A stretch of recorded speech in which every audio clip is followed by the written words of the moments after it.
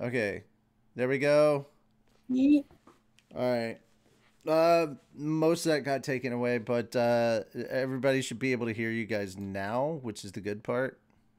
Yeah, Hello, that's hello. cool. Yeah, it says. Let me get in the stream. So. Well, no, it's Hello. showing on Okay, OBS now, so it should absolutely. Okay, you no, should they be can heard. hear us. Yeah, they can hear us. Okay. I was just in stream. Well, I mean, there was Cool. no bar moving for when you guys talked on OBS, and now there is. So. Okay. At least it's a minor hiccup. Rigard match against Rigard, like the buff guys from FMA. Oh no. Wait. The others have been Try talking. this one Oh on and see if it jeez. sounds better. Hold on. Yeah. So here we Yeah, are. I'm gonna We're try all that. back. We're all back, guys. Mm-hmm. Yeah. You know, OBS just wants to give us a little bit of heckling because it's like, oh, you're gonna finish this book tonight, huh? No matter what it takes, eh? Every day. OBS Or every time. Swear to Every God, day dude. I'm shuffling. The world hates us, dude. I swear to God. All right, I have had to go downtown 3 times today. I'm just kind of. Oh no. Yeah. DHS has messed up like a few times, and I've had to go into the office multiple times to correct some BS. Gross. It's all about paperwork, and that's why I was at my library. So if you want to support, I mean, the first time's one thing. Second time's like, first okay, time I it's had one to of those go, days. First time I had to go and have them update my phone number because they got one number wrong. And I was like, great. okay. Then I came back here because they were calling me and doing like the interview stuff. And I talked to them. And apparently they were missing 3 pieces of vital paperwork, 2 of which I know I sent. Well, Like, I went to the that's on office and them. sent them. So I had to give them copies of like important information, like my lease to prove, hey, yeah, I live where I say I live.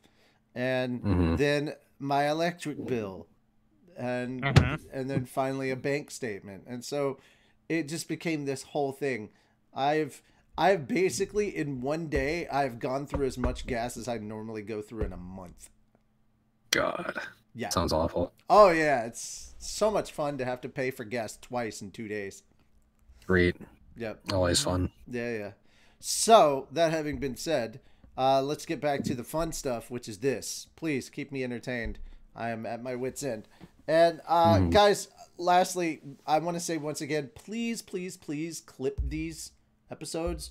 If something funny or silly or interesting, something that you think is worthy of clipping, please clip multiple things. You can clip more than once. And you can send them to my, you can DM, if you have clips, you can either join my server, because I have a light novel clip channel there, or you can DM me the clips. Be like, hey, I clipped some stuff. And then send me clips. Only clip Sonic messing up words? Okay. Well, more I mean, Sonic, we apparently. there we go. Like, have me do the whole stream then. we will be here for a bit. You think you're nervous about voicing for a light novel session? Meet this guy. And it's not even nerves. I'm it's just, full of nerves. Yeah. I love how you say that too, and literally someone messaged me and be like, "Hey, I'm not stalling." It's like, what do you mean? I can't check things out because I'm currently trying to replace my dead modem. Okay. All right, guys. Sure, that's a you problem. Don't mind. Guys, That's a thank you different so much for all that, and I would like you to now assemble yourselves in the best holy position you know how, because ladies and gentlemen of the congregation, I can't see through that with a straight love face. wacky I waving like- inflatable arm flailing Yeah, we got moon. him. Yep. Wacky waving Finally, inflatable hello. arm flailing moon is just the best. I want it now. Yeah, it's perfect. It sets the mood just right. Yeah. Please open your holy books of Rimruism. This shakes too much. This headset shakes too much. At least with this, I can take it off. I'm sorry. I just love seeing Moon do that. To page 300 341. 42. No, it's 394 is the actual. Oh, quote that's from Harry right. Potter. But Oh yeah, that reminds me. Celebrity. Snape. Obviously. Snape. Harry Potter got Severus removed Snape. off of HBO Max, so in the middle. Yeah, you understand. I think the 4th movie, I had to stop watching it because, like, oh, it's not on there anymore, and I don't feel like going after another streaming service. Potter and his puppet pals, man. Service. Anyway, 341, which would be what on Kindle? 88% of the book, about 48.89 out of 55.83. It's still doing that thing. Gotcha. Why does it not have like 88% of the normal? way through, my lord. Moon, I know you're drinking Yeah. alcohol, but that looked like just a big ass can of Yoo-hoo. You probably could make alcoholic yoo-hoo. I would love it if they made Yoo-Hoos this big. Oh my god. And or mixed with alcohol. Moon, Yoo-hoo, more like it would you-yo. still be gone in under a minute. Big. I love Moon. Yoo-Hoos, but they're too easy to drink. That's Moon, true. What, with sugar. what page are Same we water. on Bookwalker? In Bookwalker, we are on 359. Ooh. I love Ryuma saying Moon getting Yoo-hoo drunk. Dude, I think all of us would love to get Yoo-hoo. Yoo-hoo drunk. Oh, I'm sure there's an I alcoholic gotta drink you can figure make out with the We'll yoo-hoo. call it recipe the for it, Yoo-hoo There's stream. a bar Oh, in no. Athens. There They have a drink absolutely called a is. Yoo-Hoo. It tastes just like a Yoo-Hoo. It's probably like made with like Kahlua or Bailey's or something like that, or chocolate has to something. be. But I Yeah, need to I bet it's figure good, out the though. exact recipe. I bet it's good. Sounds tasty. Alrighty. Oh, it is. It's amazing. I had 3 of them. I couldn't walk. Okay, on that note, Yeah. for things that you missed, I did most of this stuff. I wanted to talk about this. Yes, I am commissioning I am commissioning concept art for Infinity's Light. If you would like to help out with that, please let me know. I will have I'm waiting to hear back on dollar amounts from my artists that I've talked to. So yeah, just trying to get that concept art down for Infinity's Light. What's up? What, Moon? Is that the thing you got my sister involved? That's the thing I talked to Or- her about. Yeah. Oh, your sister's a VA too? That's She cool. has some No. stuff drawn up for that. She's so. an artist. Oh, she's an artist. Please send it to me. Neat.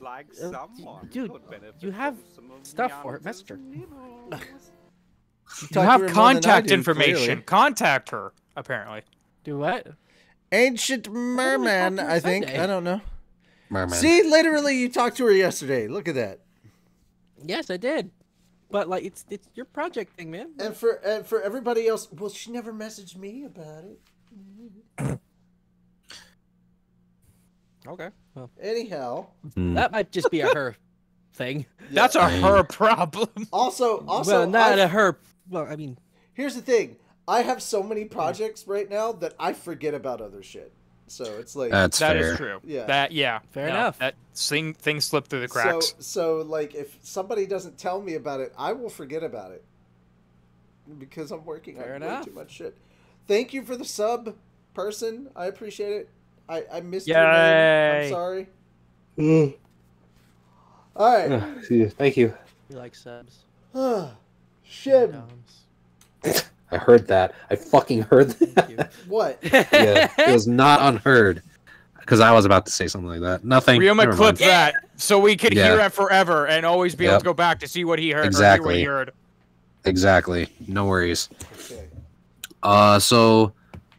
I guess we started off. I guess I'll just read from the With the top picture. for context, but The way The way you use your- power. That's where we're Yeah. starting. Yeah.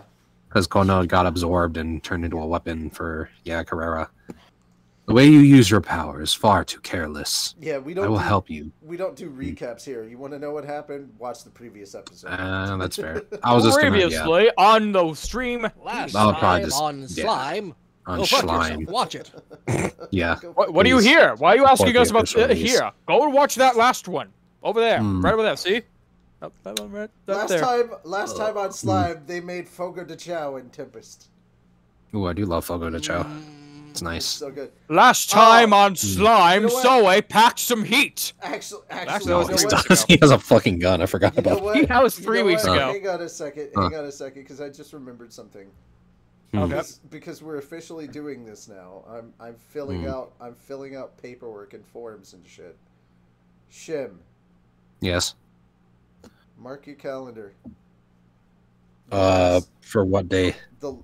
The end of June, the last weekend of June. We need you to come to a KaiCon.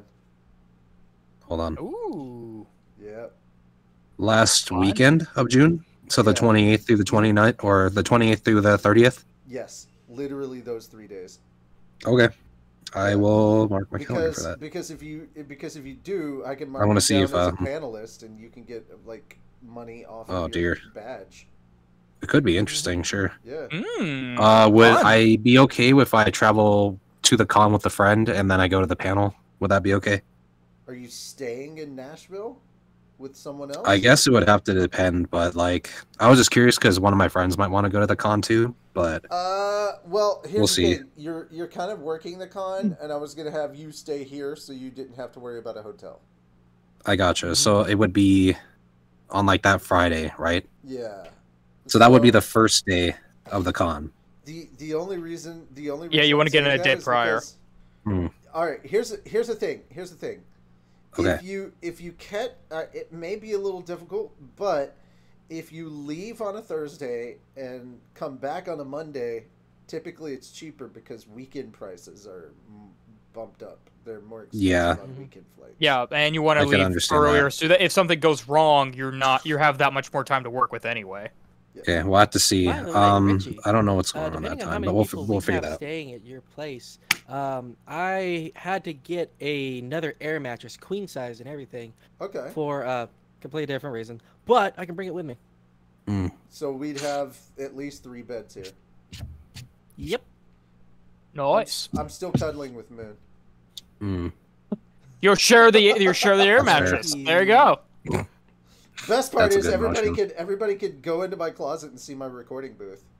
Neat. Now all you gotta do is just take a Came out of the selfie. It's closet like, years see, ago, we're man. doing it, I guys. don't have to stay in there. I've never stayed in there. I'm out. Like I'm fully out. Look at me. I'm out. Right Always. now. Hi. Yes. Fair enough. You're only saying that because we're 2 peas in a pod. 2 peas. Oh. Hey, I didn't pee anywhere. You shut up. My pan says sure? You otherwise. took a wholesome moment, took a wholesome comment, Yeah. and Made it weird. better. you muddled it. And you made it weird. That's 100%. You made it Moon. weird. How are you guys not used to this from me? I was like, that's 100% Moon. That's why I was just like, yeah, whatever, roll with it. It's me. Yes. I just make things weird. I He take is it the to that wiener. nth degree that no one wants to The know, but I'm sitting there like, No, there's no, something fucked up. Revan, you do not torment Shim. The rest of us are fair game. You do not torment Shim. What did I do? How He dare is a you? precious bean. Did you? What did I do? Is someone bullying Revan? Revan Oh, was boy, Shim. literally saying it. I get to torment more people. And I was like, motherfucker, listen here. Revan You lives torment at, like, Moon. south You of don't Nashville. torment Shem. Yeah. I mean, you can if you Especially want to. Revan. Right? Because You're I not know gonna get a Revan whole lot out of loves it. that. Yeah. Also, okay, here's the thing. I'm probably going to end up doing this because I think it's funny, and I'm like, why has nobody else done this? Literally, episode 12 of Solo Leveling, I want to put the whole Necromancer moment up where it says, oh yeah, spoiler by the way, if you haven't checked that out. But look, the manga's been out for a long time. You have no excuse. that's Emily's fair. had At it. least 6 months. but yeah. Anyway, he gets the thing pops up that says Necromancer, and I'm like, Necromance, if you want to, we can bring your friends to life. To life, Your yeah. friends don't dance, 'Cause your and friends- friends aren't dead, and if they're not dead, then they're no friends of mine. Friends of I mine. want to do that as like a short AMV thing. No, it's because if your friends are dead and if they stay they're dead, then dead, they're no friends friends of of mine. Friends of mine. Yeah. Yeah. Get it? Because you can't have friends if they're dead. Yep. Man, see, Moon, you watched the episode. Isn't that fucking perfect?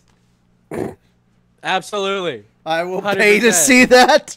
Yes. Okay. Well, there we go. All right. So, That would possibility be my of new just se- putting that up as a short, just because why the fuck not? Could be funny. Anyway, Uh, So now that I've got that going, and I know that you're set down for coming down here. Well, I mean, I have to go figure out some of the details of that too, and see if I have any plans that I made prior. I don't think so, but we'll see. I have to go figure out how I'm gonna do travel arrangements and all that, because I know one of my friends would probably want to go to the con, but I don't know if he'd be able to stay too, unless we just got our own separate hotel, which would be different, and that'd be okay with me. But we'll figure it out. Okay. Also, We will figure it out. I'll have to go it ask, works out- because I know that they've been wanting to do that too. So, because I have a friend Well, who was here's- interested in going to the con, but Here's the thing. We'll see. Here's the thing. Mhm. Though. mm, Now that we have 3 beds, I'm a little more comfortable with having that person come over. It's just the other thing is yeah. I don't know that At least person, 2 so it's a people little. Oh, per they're bed. pretty cool. I have to go double check to see their schedule too, but it may or may not be Yeah. happening. But he was saying that he was interested in going. But he's cool. He's a nice person. So, Plus, there's no guarantee people he's do we not going to already be in a have hotel staying? anyway. Huh? and if not, I mean, there's a How many hotel people there. do we already have staying in your room? Right now, It'll be you, you, Moon. me, Fenris, and then Mhm. Shim. Mhm. And then We'll figure it Shim's out, friend, though. Possibly. Shim's friend, So- possibly. I Mhm. may try to ask Edgar if he wants to go. I know he'll have to buy his Edgar. own ticket though. That might cause issues. So Yeah. Yeah. we'll see. I And mean, the at biggest most, reason 2 for that is person- because per I don't people want to per drive bed. 5 hours alone. That's fair. It's always fun to have a friend when you're traveling. Exactly. Yeah. Just Anyway, get a If I we'll plane- have figure it to, out. I'll do We'll talk what I about it later. gotta. just do a But- plane ticket, man. Just get yourself a plane. Mm, It's Just so gonna much keep it to quicker. drive with my car. a Kaikon. It's quicker, is but it? it's cheaper to A drive. Kai car. I hope that I Kaikon. can. Get in a Kai car. It's Especially Yeah, just because Kai car, like, yeah. I'm not gonna lie, that was one of the easiest drives I've ever done. What the? Like, I just don't want to do it alone, but Go it find was all mostly a the straight details. shot. I just stayed Yeah. on one road that kind of weaved a bit. It was not bad. Well, Just you don't wanna hit be alone. you hit. I mean, you hit 75 to 24 basically.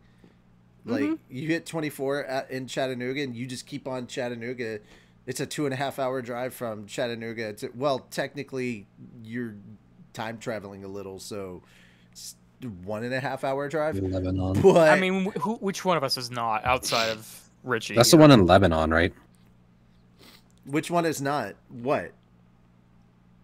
Which one of I us was- is not going to be time traveling? Oh, Oh. okay. Outside of I you. I was like, dude, I have time traveled so fucking much. Like, I meant what are for you the talking like about? to get to you, basically. I've gone from Nashville to LA, dude.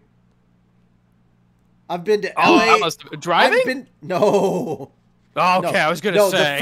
the furthest I've driven or been driven, like as in like that whole thing, Phoenix, Arizona. That's as far west as I've gone on a drive. Farthest north, Phoenix. Ashtabula, Ohio. So Mhm. basically right on the Great Lake. I've gone to Canada as far north as that. Some family. Yeah.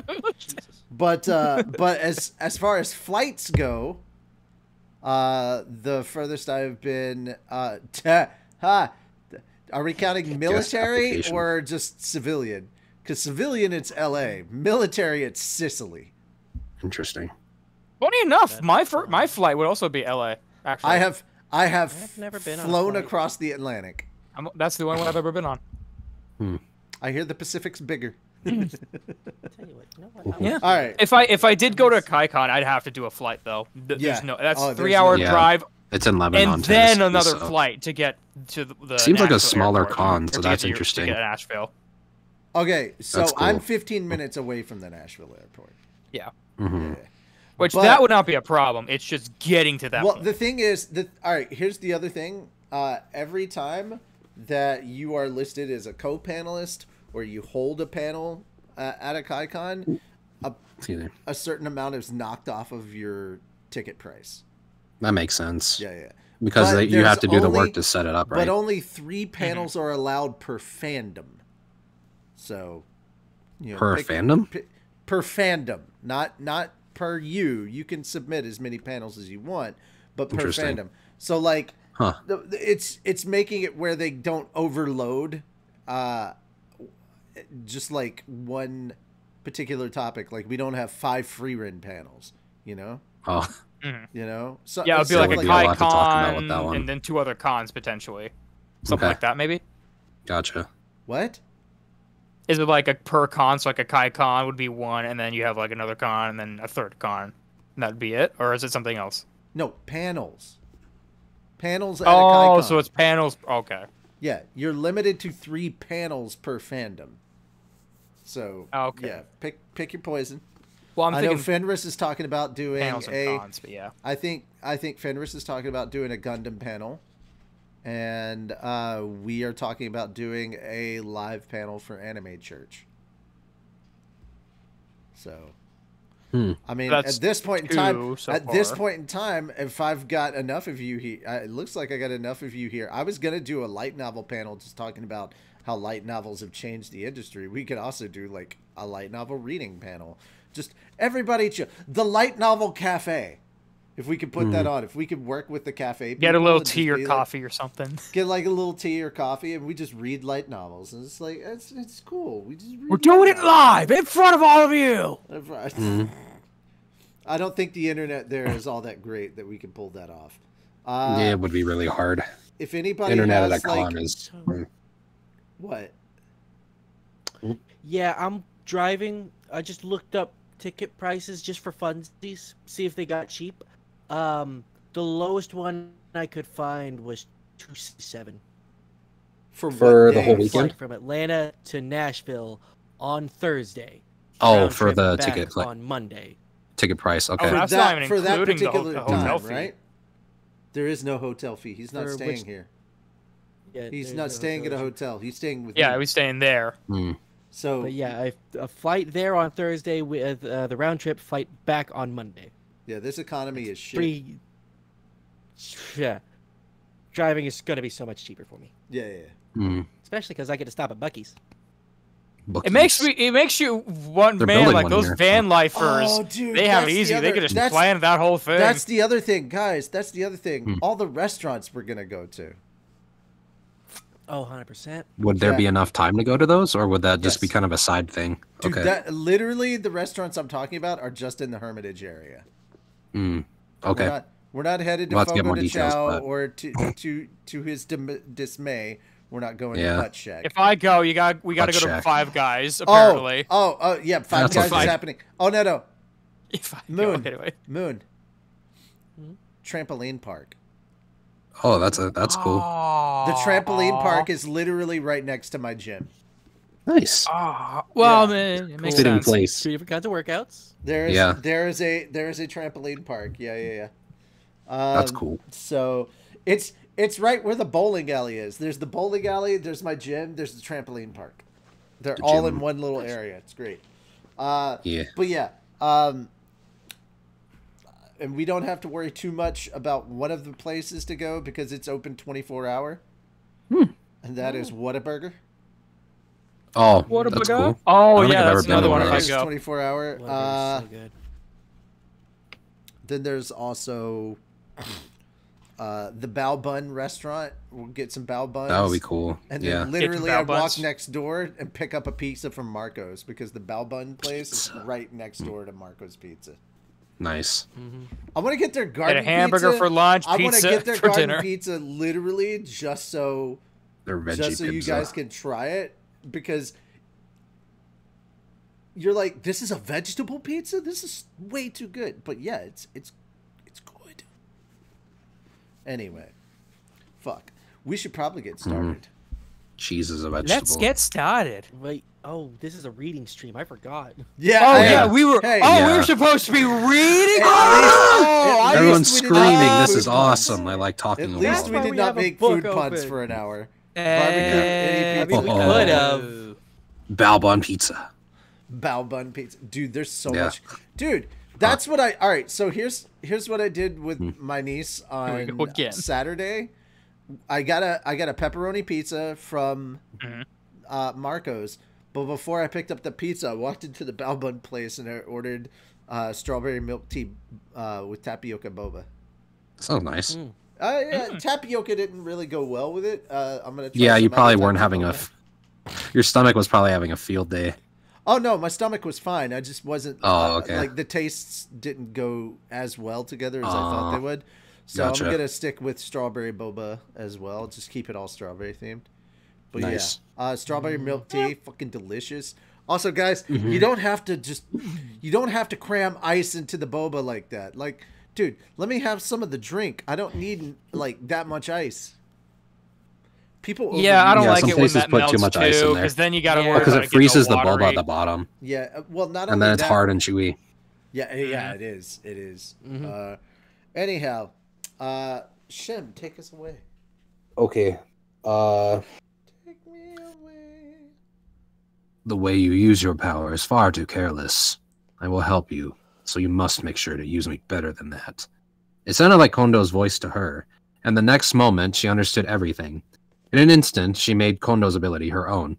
How is that any of your business? Stop treating me like a child. Arrogant to the end, Carrera thought. But at least she didn't feel lonely any longer. She stood up. Congratulations on your splendid victory. I, Agera, am thoroughly impressed. You too. Good job surviving that and all.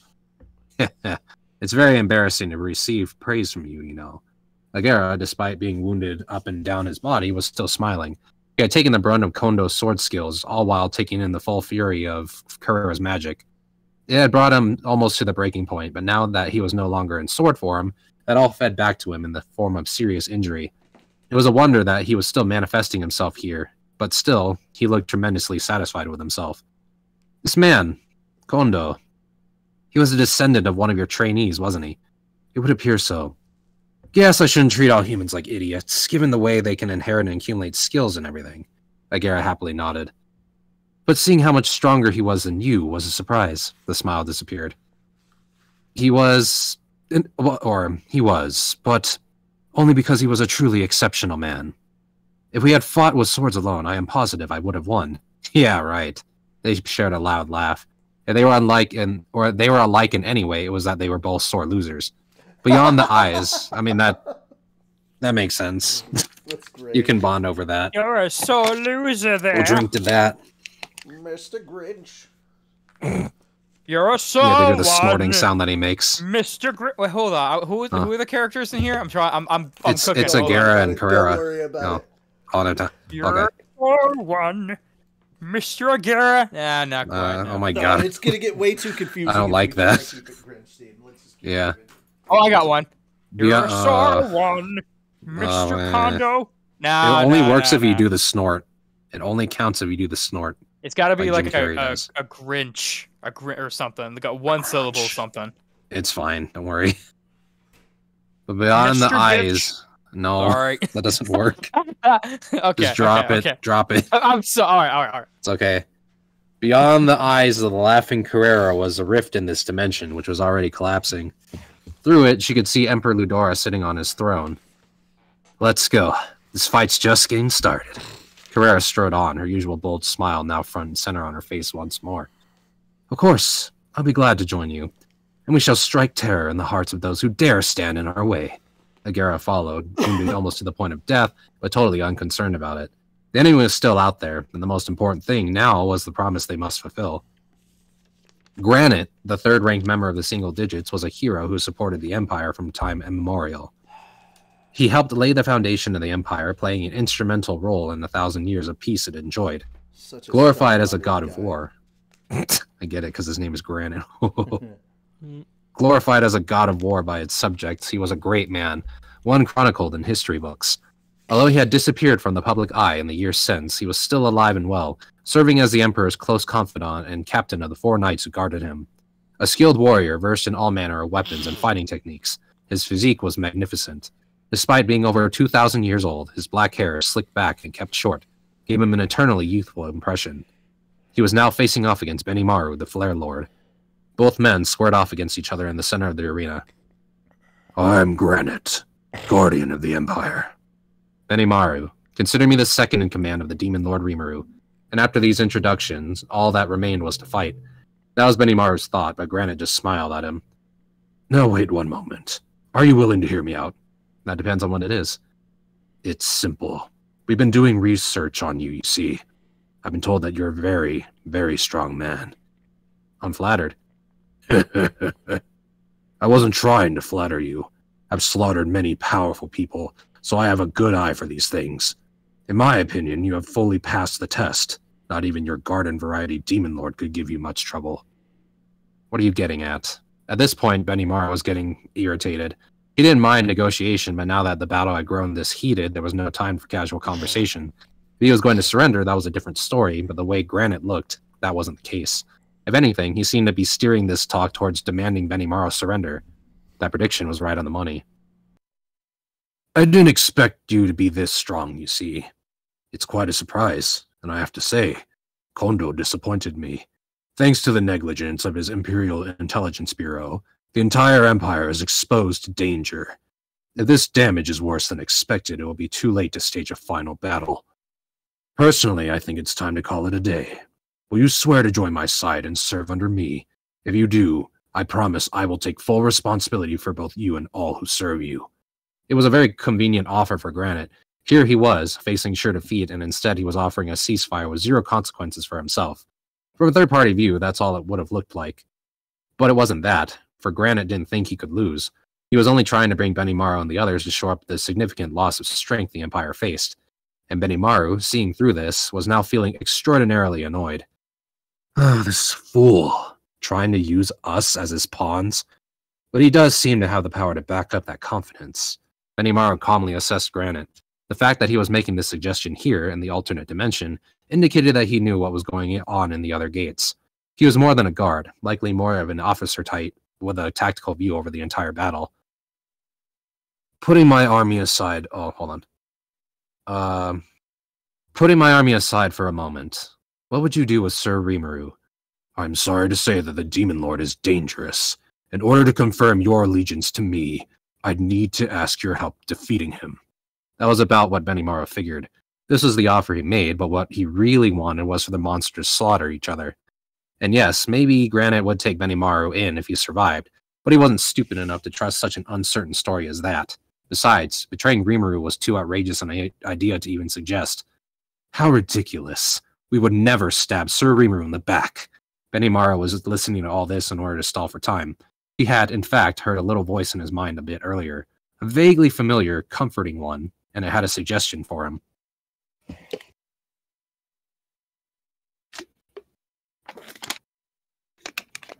Excuse me. At what point This he is, just like, did I also mention that you are, again, I'm going to mention this, you are very strong. And very hot. So please. Yeah.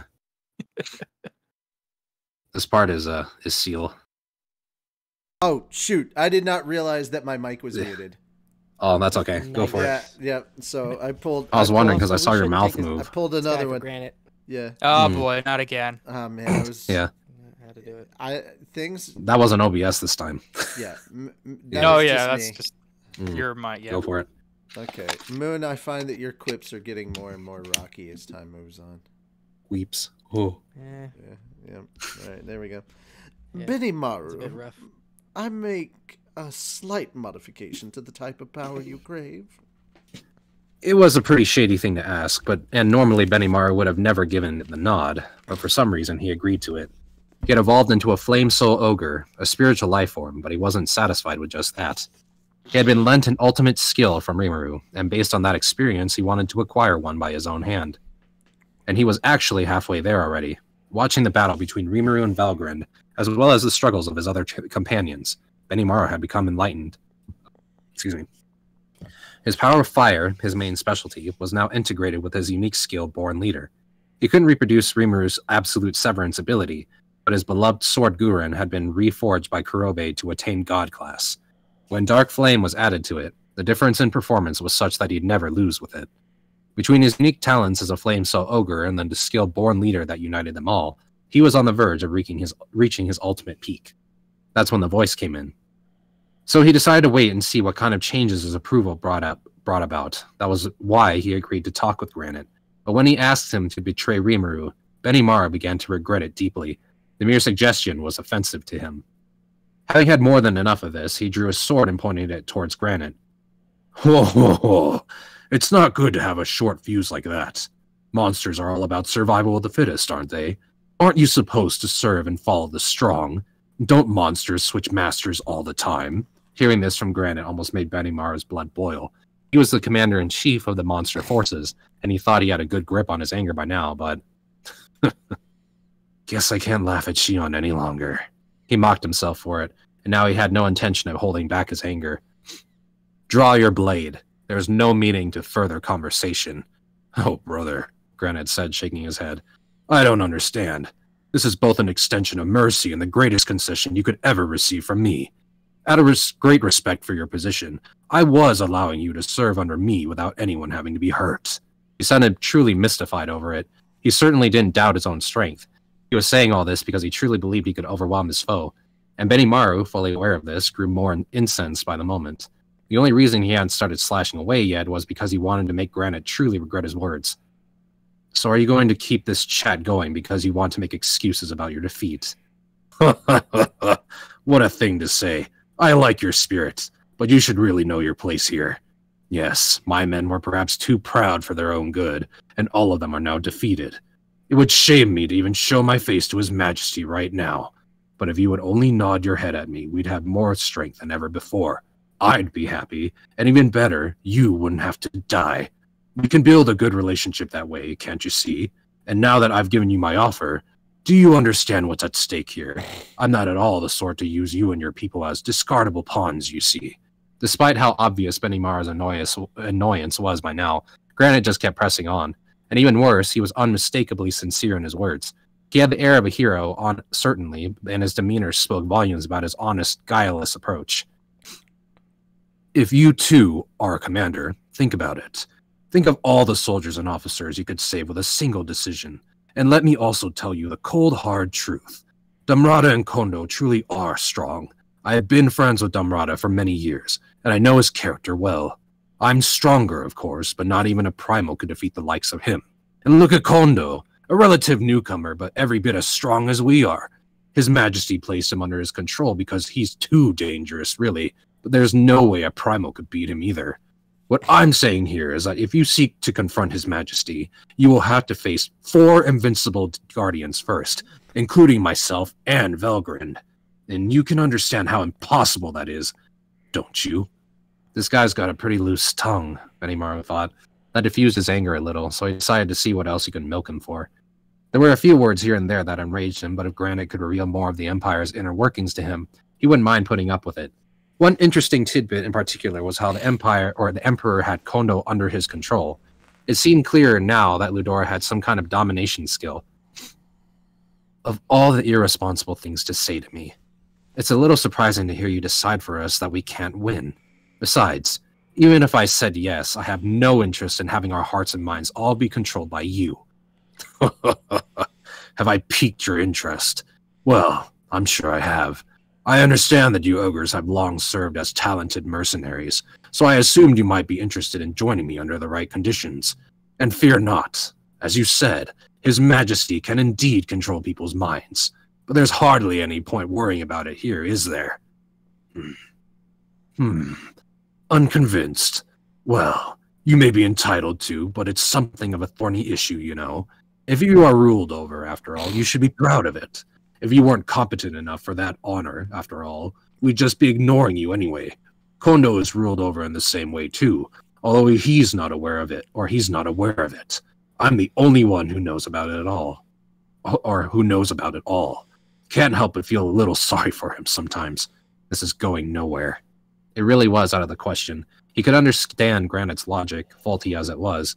If you were being mind-controlled but never realized it, there was nothing to be unhappy about. Was the idea. It was valid, yes, but not exactly a convincing argument. You don't think. But it's really true. You have nothing to worry about. I was taking an alternate... Hold on. I was taking an alternate angle to this because I thought you wouldn't believe me otherwise. But I can assure you that you and your companions will never be ruled over in that fashion. Why not? Because you are weak. This reignited Benimaru's anger. Granite's speech was perfectly natural. He didn't suggest for a moment that he was bluffing, or, for that matter, meaning to insult him.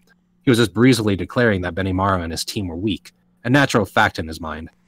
Benimaru, fully aware that he had evolved into something stronger, never expected this sort of disrespect. Well, hold on. Well, hear me out. What I mean is that, as enemies of ours, you're on the strong side. Certainly, but if you join us, you wouldn't be worth having your minds dominated. It looks like both Kondo and Yuki are under His Majesty's control now, but now he's taken over the Minister of Eldora as well. I doubt he has enough remaining force to add all of you to the list, so if you swear loyalty to him, I'm sure he'll allow you to move freely. After all, even if all of you challenged me at once, you still wouldn't be able to beat me. You certainly aren't lacking in confidence. But I'm just as confident in my own strength, and I'm getting kind of sick of hearing all your nonsense. So how about we see which side is correct via actions, not words? Benimaru readjusted the sword on his shoulder. He thought he could get some more useful information, but concluded that any more of this would just make him more agitated. Granite gave a displeasured sigh. Oh, you monsters are so hard to deal with, I'm extending a hand to you, and you're just pushing it away. It's sad that you can't see the reality of this, but... oh well, I'll give on trying to win you over then. Perhaps I could negotiate with whoever just defeated Minaza. Benimaru snickered. Better not. Shion's more hard-headed than I am. This made Granite's countenance grow stern for the first time in his whole encounter. Oh, I don't believe I mentioned Minaza to you. Do you know who she is? Well, intelligence gathering is a key part of any war zone, isn't it? Sir Rimuru taught me to be thorough about that sort of thing. Interesting. But how did you get that information inside Lady Velgren's dimension here? It really would be a shame to kill a man of your stature. Saying this, Granite finally drew his sword. He had a skilled hand for any weapon, but always felt better with a familiar sword in his hand. The moment he held it up to Benimaru, his mood changed completely. His previously calm demeanor vanished entirely, and he radiated an air of supremacy that'd give even a god ogre a run for their money. His short hair stood up on end as if personifying the expression, hair-raising havoc. Ask not how... hold on. Yeah. What your country can do for you, but what you can do for your country. He would be the type to say this kind of thing. Ask not the sparrow how the eagle soars. An expression from an old history book from another world, if I recall it correctly. It means that the little people cannot understand the thoughts of the greats, and that describes you to a T. You should have obeyed me while I was being gentler in my advice. You're still lecturing me? Because I've had quite enough of it. Then die. Army Destroyer. Quaking Blast. From the very first move, Granite was unleashing his maximum power, fully convinced that that would be the end of it. He was gifted in enemy analysis, capable of discerning the combat ability of his opponents via read enemy status, a skill granted to him by Ludora via alternate. That gave him a correct grasp of the power of Benimaru and his team, and that was why he was convinced there was no way he could be defeated. Read enemy status wasn't foolproof, of course. The target had awakened to an ultimate skill, it'd be impossible to gauge their full power. Still, it was easy enough to guess the level of power involved simply by gauging magical counts. And in that respect, Benimaru didn't look like a threat. Neither, for that matter, did Sohei, Shion, or the demons. It was clear that to Granite that not one of them could have acquired an ultimate skill. The primals were a thorn in their side. Negotiating with them was a fool's errand. He planned to do away with the demons if they had come through this gate, but instead he got Benimaru. In this, Granite saw great promise, an enterprising monster on the verge of discovering his ultimate skill. But as he stood, he was no match for himself. He had a huge amount of magicals and still has less than half of Granite's. In that way, it was natural for him to decide Benimaru was no threat. And Granite wasn't being conceited or careless at all. The enemy held an ultimate skill that might give him a hard time depending on the nature of it. An extended fight... You don't get it, man. I am trying so hard to fight the urge to make Avatar The Last Airbender jokes right now. The boulder! The Granite feels conflicted. about fighting young Flame Oni. I think you're just scared, the Pebble. The Granite is over his conflicted I don't know why, but feelings. for whatever reason, I can just imagine Benimaru in a rock avalanche. I mean, he is basically an earthbender.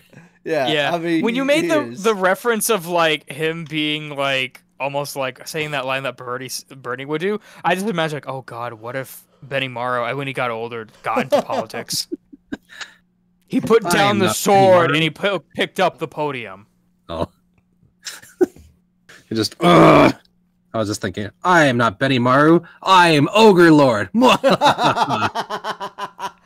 I am not Benny Maru. I am Bernie Maru. No. Oh God. I am once again asking for you to get fucked. I am once again asking for your Tempest support. Yep, it's true. And yeah, this guy is probably dead, but we'll see. Give him Yep. An extended fight could lead into. I'm just saying, the best way to sharpen your sword is to rub it against some granite. Interesting. I think as a political Benny Maru would be like, the pen is mightier than the sword. If I stab you with it. Penis mightier than the sword. You'd be surprised how efficient a pen could be with stabbing when you're in stabbing range. No, it's a French saying. Madam, may I see le tits now? Yeah. Damn it, my hiccups are back. Yeah. Anyway. That's why I'm muted. Oh, gotcha. Okay. Fuck, where is it? Oh, there I am. Okay. An extended fight could lead to his enemy feeling like his life was in danger, which could trigger an awakening. But a mere conversation wasn't going to do that. So Granite was determined to finish Benny Maru off with such overwhelming force that he wouldn't be able to counter with anything. He knew Benny Maru didn't have any hidden transformation skill like the Lycanthrope or the Beastketeers, and now that he did, there was absolutely no chance of losing. Granite's victory was a certainty. What a travesty. After all that bravado, you're not showing me much. What? Then something truly unexpected happened.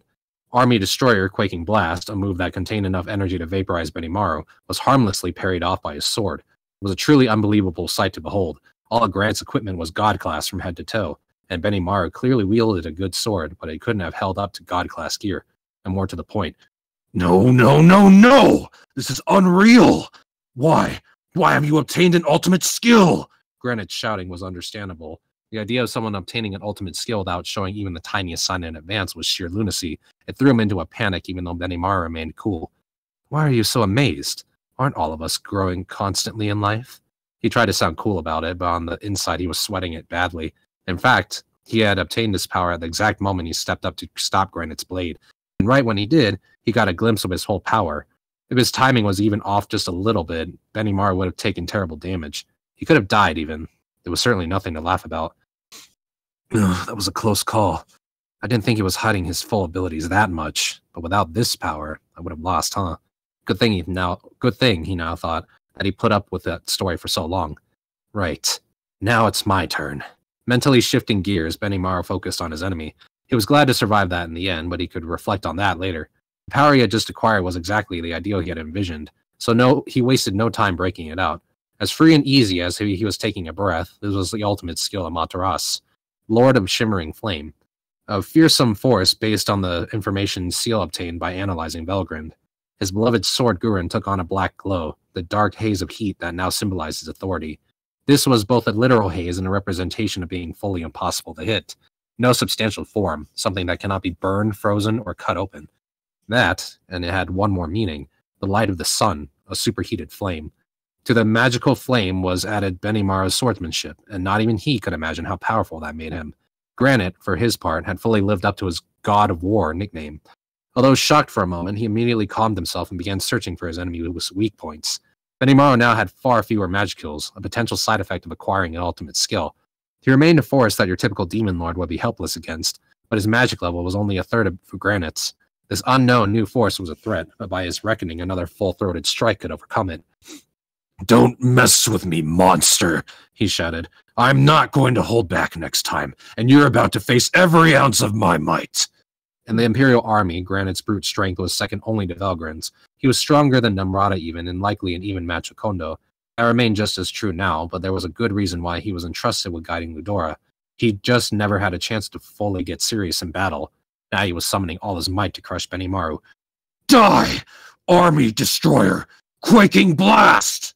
It was the same technique as before, but on a far greater level. Raging spirit gushed out of him, discharging in the form of lightning bolts in the air, but they harmlessly passed through Benny Maru. Nothing could catch the heat haze. There was a roaring sound. Something had happened, not in this space, but some other realm. Damn it, Carrera. All the terrible things to do. Benny Maru's mind was filled with vivid images of what Carrera had done. He didn't need to go through moss for it, but after acquiring Amaterasu, Lord of Shimmering Flame, He was able to see whatever those serving him could, as long as they were connected to Rimuru via Soul Corridor. It gave him a picture-perfect view of Carrera's skills. Let me show you something real special. I've only just seen it myself, but, well, let's give it a whirl. Whoa! Granite couldn't react. Benimaru's attack had just cut him into tiny pieces that were charred by the time they reached the ground. Oh. Benimaru, or perhaps Benimaru, was the most terrible of all. He truly moved like a haze off a hot road. Amaterasu, derived from Valgren's own abilities, included the skill Dominate Heat, which accelerated his body. Using that, he could release a sword slash at truly divine speed. Although it wasn't quite up to cardinal acceleration levels, it was an invincible skill, powerful and fast. It is called Crestwater Dark Flame 100 Flower Bloom. Not that you're around to hear that, but... That side comment, Benimaru turned away, a refreshed expression on his face. Granite truly was strong, calculating, well-prepared, and in tip-top fighting condition. His defeat was caused, in so many words, by bad luck. If there was any mistake he made, it was violating the tried-and-true credo of striking the enemy while you can still defeat them.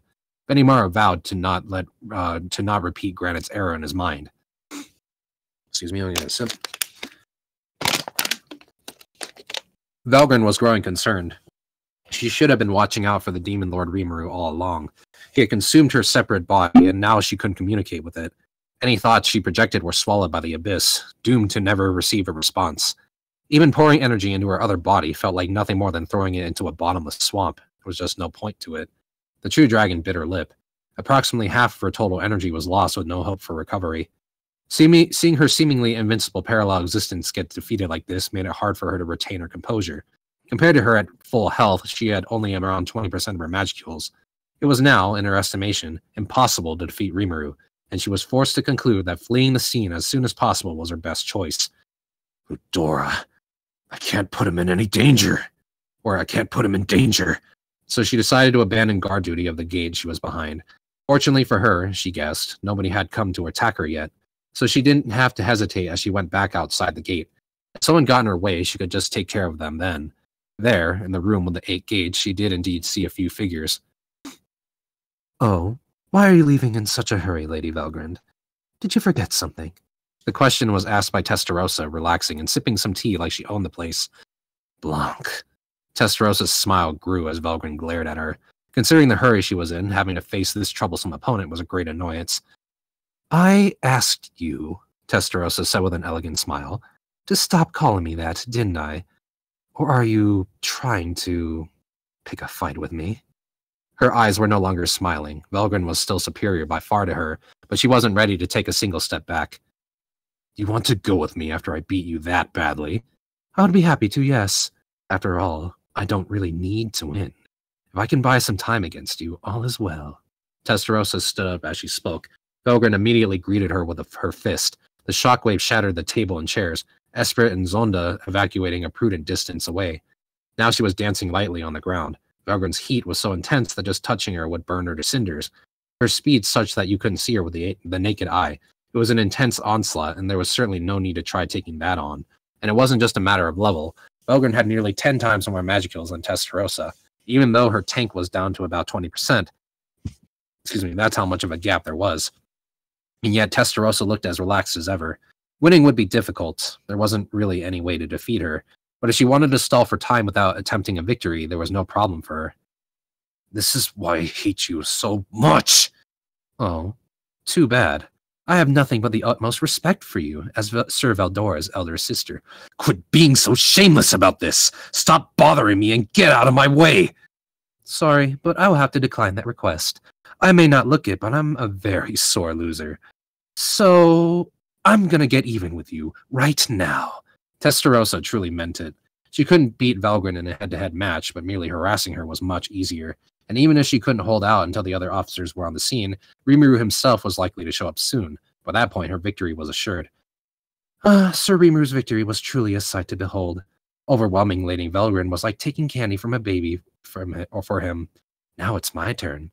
Rimuru had done much to reveal Valgrind's arsenal to Testarossa. She didn't want this opportunity to slip away no matter what. Red and white streaks crossed paths in the air. One was harsh and intense, the other graceful and elegant. The dual-colored pattern weaved itself around the chamber at frightening speed, and then they faced off against each other, neither side having made any contact. That's crazy. You're a different person from before. I suppose I am, yes. I was rather surprised at it myself, but I, too, have acquired an ultimate skill. That's the reason, I presume. Testarossa broke the news casually, as if it were nothing serious. She had actually used her waiting time to wish for a new power, and as a result, she successfully materialized the very shape of her mind. She thought she heard a mysterious voice when she did, but she dismissed it as her imagination. This was all done by sheer instinct. It was just the way the demon Testarossa always worked. But what struck her curiosity was the name of the ultimate skill, Belial, Lord of the Underworld. Much like Luminous's skill as Modius, ruler of lust, it held governance over life and death, but Belial was tilted more towards death, befitting Testarossa's nature. To her, defeat was a humiliation she could never admit to, and that applied just as much to the feat of death. If a demon wanted to evolve, that required them to accumulate power to the current limit, then age at least 2,000 years. That meant even a single defeat was unforgivable, but when it came to death, defeat meant annihilation. Losing one's body and being returned to hell, a draw, strictly speaking, didn't count as a defeat. But fleeing battle was a different story. The spiritual life form is easily influenced by its own mind, and if one admits they can't beat their opponents and stop putting up resistance, that counts as a defeat. There were a few truly demented demons out there, Diablo one of them, who had maintained perfect undefeated records, but they were few and far between. Testarossa could count them on one hand, but the only thing that really mattered was that you never had your heart broken. That was why Testarossa never stopped challenging Zegian. As long as you didn't stop until you won, it never counted as defeat. And it was the same thing here. If she didn't run away from Velgrind, Testarossa thought, she was bound to win against her someday. You've obtained an ultimate skill? Yes, partly because I was getting sick of Diablo's boasting, but mainly I just realized how inadequate I was in our previous battle.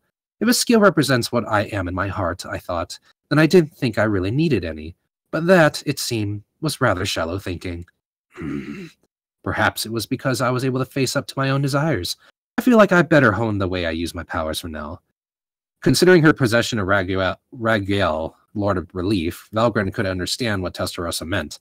That she knew was why getting out of this chamber was so difficult for her. This is so frustrating. Testarossa laughed at this muttered griping. I couldn't ask for a better compliment. Just as that remark brought Velgrind's rage up to a maximum, there was a sudden explosion, one so massive that it distorted space itself. It brought Velgrind back to her senses. She looked back, surprised. One of the gates had been blown away in a spectacular fashion, and from behind it, the blonde-haired Carrera was visible. She was responsible for a lot of the things that gave Leon a bad name, by the way, but that's irrelevant here right now. Hello there. Looks like I'm right on schedule, huh? I'm not a big fan of losing all the time, too, so I'm hoping you'll let me join in. Don't you start, Carrera. I'm not trying to be mean or anything, but you're covered in wounds. Oh, that Kondos guy was pretty strong, all right? But I'm satisfied enough for now. So, all right. I'll let it slide today. Carrera laughed, even as she was visibly having trouble standing up. Esprit quickly ran up to lend her a shoulder, Zona inviting her to sit in the chariots, all set for her. Aguirre was there too, but nobody gave him any attention. Well, No. Yeah. If you're putting up with it, Carrera, I guess I'll quit being so selfish too. I'm a little tired anyway, so I'll just sit back and watch this time. Ultima, out of nowhere, was now seated next to Carrera. Veyron nimbly setting up a chair for her. The demons were growing in number, and they weren't alone. Now Shion, Soe, and Benimar were appearing from their gates. The sight made Velgrind wince. Now she realized every powerful force on her side was defeated. So Testarossa had a tactical victory, and Ludora's and Velgrind's hopes were all about to be crushed. Understand. Shifting perspectives from the sky to the ground, the battlefield was experiencing a very sudden and very rapid cooldown. In the midst of it, Lapis was running towards Kigali, Vega accompanying him. The Ferdinand cursed dead birthday had long ceased functioning, or to be exact, Kigali lost control of it when Velgrind stopped helping her out. Nobody knew how many walking dead the spell produced, but it'd be some time before they became active. If they had the right will inside their minds, these walking dead could work as powerful warriors from the moment of creation. It was vital that they took them into their command before anyone else could. If Lapis thought so, and he couldn't have been the only one. Lieutenant Kondo had led this ritual, and it was impossible that he wasn't aware of this. I knew he was up to something. By the time Lapis reached the scene, a group of Imperial officers was in the midst of carrying Kigali and her entourage into a military vehicle. Oh, were you, Lapis? I heard you were pretty strong. Do you think a fight's inevitable here? He was approached by a kind-looking man wearing a differently colored uniform. Lieutenant Kondo certainly struck a figure in his white outfit, but this man's bright red uniform looked out of this world. He didn't look too strong, though. His face looked oddly fake, like a doll, and you could have pegged him as either male or female. If it weren't for that flashy uniform, he was far too ordinary looking to leave any strong impression. But then, maybe the uniform just made everything else about him look plain by comparison. Yeah, Lapis replied as he thought about this. I'm Lapis. If you guys will let that girl go back, I don't think we need to fight any longer, do we? I'm not so sure that's possible, see. There's a fight over there right now, and I just can't run away from here. That man was willing. Lapis, seeing no other option, took up a fighting stance. Well, if you want to, then. But who are you? If he had tell him, that'd certainly be helpful. Me? Well, yes, it's probably natural that you don't know. I'm ranked 10th in the Empire, the man supporting Imperial history, and my name is Feldway. This man, Feldway, was permanently stationed within the Empire, expected to function as a space in the unlikely event that one of the single digits dropped out. Lapis had heard stories about him, but this was their first meeting. Oh, are ya? A man they call the Space, huh? I'm not a man. For that matter, I'm not a woman either. Sounds complicated. Lapis eyed Feldway as they conversed. He seemed in his element, not uncomfortable at all. He didn't look ready for a fight, but he wasn't ready to flee either. He was hard to grasp. Leave this to me, the impatient Vega said. I'll crush that bastard with my bare hands. He was about to step forward when Lapis hurriedly stopped him. Whoa, whoa, whoa. Hang on. I told you not to get ahead of me, didn't I? We can't risk any risky chances while the director's held hostage. Footman and Tyr were alive as well. Or were alive and well, too, still fighting hard against the crowds around them. If they were called away, it'd be hard to tell how that would affect the battle. Lapis was cautiously trying to feel out the other side, but then was interrupted by an unexpected visitor. Vega, lend me a hand here. Lapis is a traitor. We gotta take care of him right here. Huh? Lapis immediately fled the scene, sensing a murderous rage. The voice that reached his ears belonged to Yuki Kagarazaka, his erstwhile boss. But what it said wasn't exactly what Lapis wanted to hear. Boss! Snap out of it! Being controlled by someone else like this, it's just not like you! Yuki had defied Maribel's mind domination and lived to tell the tale. With his mental strength, he should have been able to resist any kind of mind control, but Lapis's plea went unheeded. So Yuki attacked Lapis, showing no hesitation in his movements. The bewildered Vega, seeing this, smiled his happy, distorted-looking smile. Really, boss? Once you get rid of him, is it okay if I eat him up? Oh, really, boss? Once you get rid of him, is it okay if I eat him up?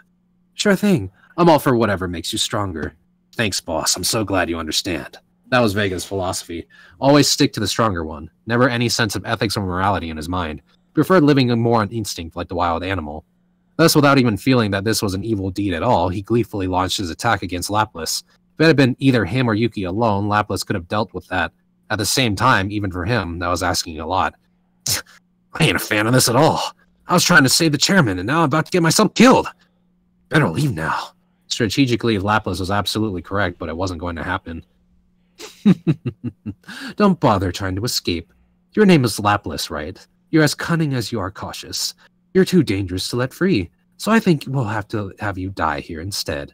Just as Feldway warned, Lapis's teleportation failed. He had been observing all this so far, but he now cast dominate space over this battle zone, preventing Lapis's escape. Damn you! Vega launched a flurry of spirit blasts, timing it with an intense kick attack from Yuki. He was more brawn than brain, and no one could deny his battlefield senses. Lapis's escape route was blocked. His chances of victory very small, or non-existent really, as long as Yuki was there. No dice, huh? The end of the road. But Lapis still had no intention of giving up that easily. Betting on the ever so slight possibility that he could break Yuki's mind control, he decided to reveal the true power he was hiding this whole time. Die! Damn idiot, you're the dead man. He kicked at Vega, who was lumbering up to him even as Yuki kept up his attacks. That made it impossible for Vega to stand up for a little while. Huh. Not bad. Yeah, not as good as you, boss, but I'm pretty strong, you know. I know, so I'll at least kill you by my own hand. Okay? An ever so tiny feeling of discomfort the moment Lapis felt it, he stared intently at Yuki's face. It was the same one he always knew, and that left him open. So caught up in his own thoughts, Lapis was too late to react to Yuki's fist. No! He screamed in his heart, but the pain never came. Right before his eyes, someone had put a hand in it to stop the strike. Dear me, I've been terribly scolded by Sir Rimuru. This is the fault of all of you. Do you realize? It was Diablo. What do you mean? Lapis almost asked before realizing now wasn't the time. Diablo, you came to save me? What? Why would I? Well, yes. Lapis, was it? Yes, I have come to save you. So please make it very clear to Sir Rimuru that you saved me when you see him. All right. Diablo's face went from sheer disgust to a breezy smile. I ain't never seen a more suspicious smile than that. Lapis knew a thing or two. He's probably like, yeah. He's like that one statue from like from Solo Leveling. He's like the fucking he's like that or like the fucking mouth of Sauron. No, he's got that smile, but the eyes. yeah, that's true. Lapis is like, this is the most sus player in Among Us I've ever good thing seen is on in our my side. life. Or good thing I'm on their side. Jesus Christ. Let me Good see. thing he's not an imposter. Oh my god. Lapis knew a thing or two about leering smiles, so to him, Diablo was a real impressive piece of work. This, of course, wasn't meant as a compliment. Alright. I'll be sure to tell Sir Rimuru that you helped me out a whole lot, okay? Wonderful. Now to actually save you. The moment Rimuru spotted Diablo, he marched up and said, What the hell are you doing here? In the middle of this epic battle, he was just sitting back and watching Rimuru fight. He deserved to get yelled at, and while he had the excuse of being there to protect Rimuru, since he seemed to have completely forgotten about that order, Diablo didn't dare bring it up. Really, Rimuru was the only person in the world who could handle someone as selfish as Diablo, and he had just proven it once again. So Diablo was ordered to go to work, and after Moss gave him his report, he rushed right over here. Yeah. Moss. Not to save Lapis per se, but to take out anyone down here who looked suspicious. Lucky thing I can make this man owe me a favor. Now I'll restore my good name in Sir Rimuru's eyes. Already Diablo was assuming he had won. Alright. Oh, hold on. Alright. Yuki is allied with us, so I'll let him off the hook. But, Oh, is this a mystic lord before me? I know you've been aiming for this world a very long time, but... You've joined forces with Eudora. Diablo's gaze stopped at Feldway, who was flashing a thin smile. It disappeared as he sized up Diablo and scowled. And you are Noir, are you? Kondo's investigation said a primal was serving the demon lord Rimuru, but I see that's true all along. I now have the name Diablo, and I don't care what you decide to do, but stand in Sir Rimuru's way and I won't show you any mercy. If you want to antagonize me, I suggest you come well prepared. Oh, look at you, this accursed devil who's constantly getting in our way. Feldway glared at Diablo, his intense hatred palpable. This murderous intent alone would have killed a normal person instantly, but Diablo was wholly unconcerned, laughing his taunting laugh at Feldway. Whatever. Even if I fought you here, there's no chance that... whatever. Even if I fought you here, there's no chance I'd win. Don't worry, it would be just as impossible for me. After a couple more pointed glares, Feldway was the first to speak. I'll leave for today, but the next time you get in my way, Diablo, I hope you realize what comes next. Well, since you were kind enough to remember my name, I won't pursue the matter any longer. But do keep in mind that I have the means to kill you. Do you understand? With that, the two of them glared at each other again. Then, as if their business was now done, they moved on, ignoring each other's presence. Feldway acted first, giving out orders to Kagami and Yuki. I'm worried about His Majesty. We're returning to the flagship, so get ready at once. Yuki, watching all this unfold, got out of his fighting stance. Vega unsteadily stood up, following Yuki over to Kagali. Footman and Tyr were also called back, and through Feldway's dominate space, everybody, including the newborn Walking Dead, was teleported away. Diablo remained on the scene, conferring with Moss. Now that he knew their enemy was a mystic lord, he decided that he was the only one who could fight back against him. So he resolved to clean up this mess, as reluctant as he was about it. With Footman and Tyr retreating, the battle on the ground came to an end. After confirming that everyone was safe, he attended to the injured as needed. Moss was both quite competent at this and connected to Benimaru. So Diablo decided his work was done after that. Once Feldway and the others left, he teleported himself up to the flagship. Lapis, meanwhile, was left all alone. Great. Left behind again, he muttered, shrugging. And there we go, guys. That's the end of Chapter 5. We now have made it to the epilogue, Sister and Brother. Yes. I feel like Right at the end of the book. For whatever reason. Yes. Take over. Water. Will do. Water.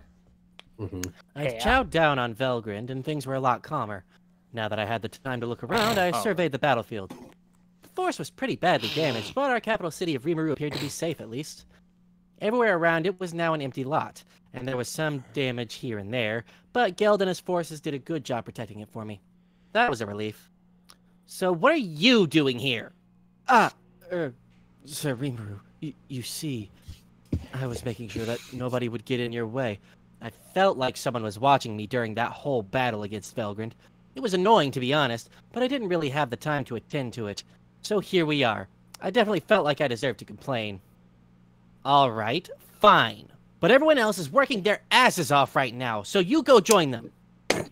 Yes, my lord. He gave me a sad puppy dog look before leaving. I really do have no idea what's going on in his head sometimes.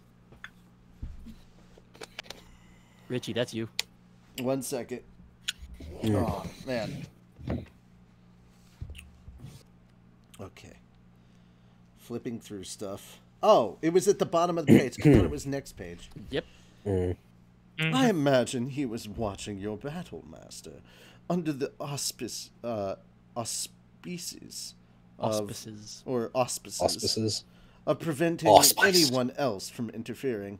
Frankly speaking, it was unnecessary. Seal sounded just as fed up with Diablo. Talk about bitter. But regardless, now I could chill out a bit and go back to dealing with Velgrund. It'd be up to Veldora to explain matters to her, and hopefully see things our way.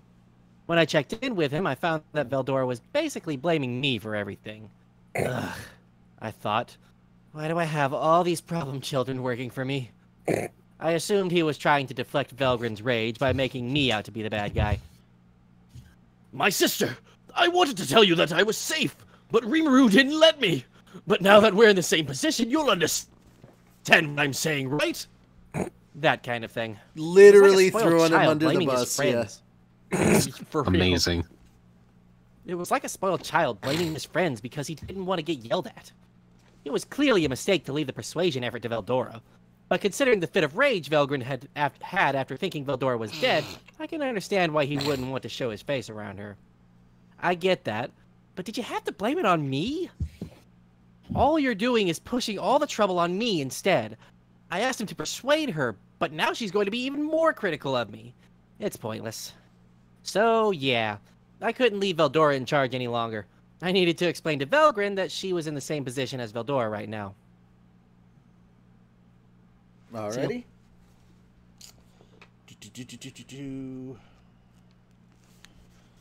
Before that, I have something to report. What's that? As I was analyzing Velgrund, I found out that she was under the domination of someone, possibly Ludora. I can lift the influence on her, but what would you like to do? Oh, come on. Way to drop another bombshell on me. This report was given out super casually, but really, I didn't even know how to reply. I knew that Seal would analyze, and assess on Velgrund, so I wasn't too surprised, but Velgrund was being mind-controlled? I couldn't take that sitting down. But you think Ludora was the culprit? This is all but certain. I had observed the battle between Carrera and Tatsuya Kondo, though through the Soul Corridor, and Kondo was similarly under Ludora's control. I assume the case is the same with her. After getting some more details, I found that Granite, who was paired with Benimaru, basically admitted to all of that. Pretty stupid guy the Empire had on their side, huh? Better use him as a lesson on what not to do, but we can deal with that after I return. The question at hand was about what to do with Velgrund. Veldora was proving to be an unreliable ally, so I thought about explaining matters myself. But if she was under Ludora's mental influence, she was more than likely not going to listen to me. So now what? Since we've gone through the trouble of taking her in, why don't we appoint Velgrund the same position as Veldora? Huh? You mean like connecting a soul corridor to her like I did with Veldora? And then I'll make her into an ultimate skill? Is that even possible? Not a problem. You are now equivalent to at least a true dragon, Sir Rimuru. Jesus Christ. And you have more than enough magicules for the job. I think it's possible enough for you to take in Velgrund. But wouldn't doing that take away Velgrund's free will? Guess not, huh? Not like I can force Veldora to do anything. I have to ask, and he goes ahead with it if he approves. Or really, he just does whatever he wants. Even now, he's clearly not afraid to sell me out to save his own skin. Then I have to punish him by taking his snacks away. But really, he gives me such a hard time. Was he Even if Beerus? he did so. Yeah.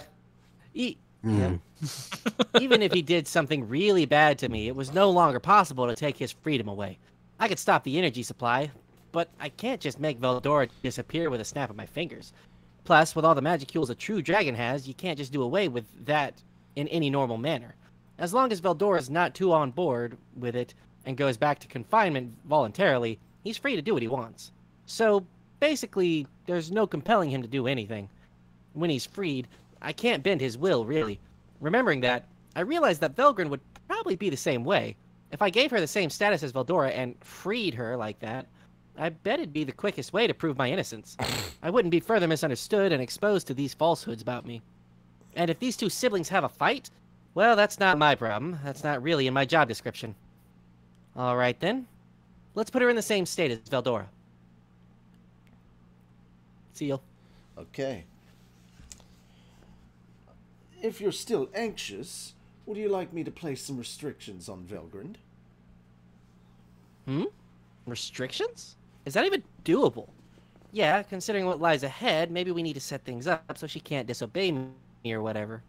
But that's kind of against my principles.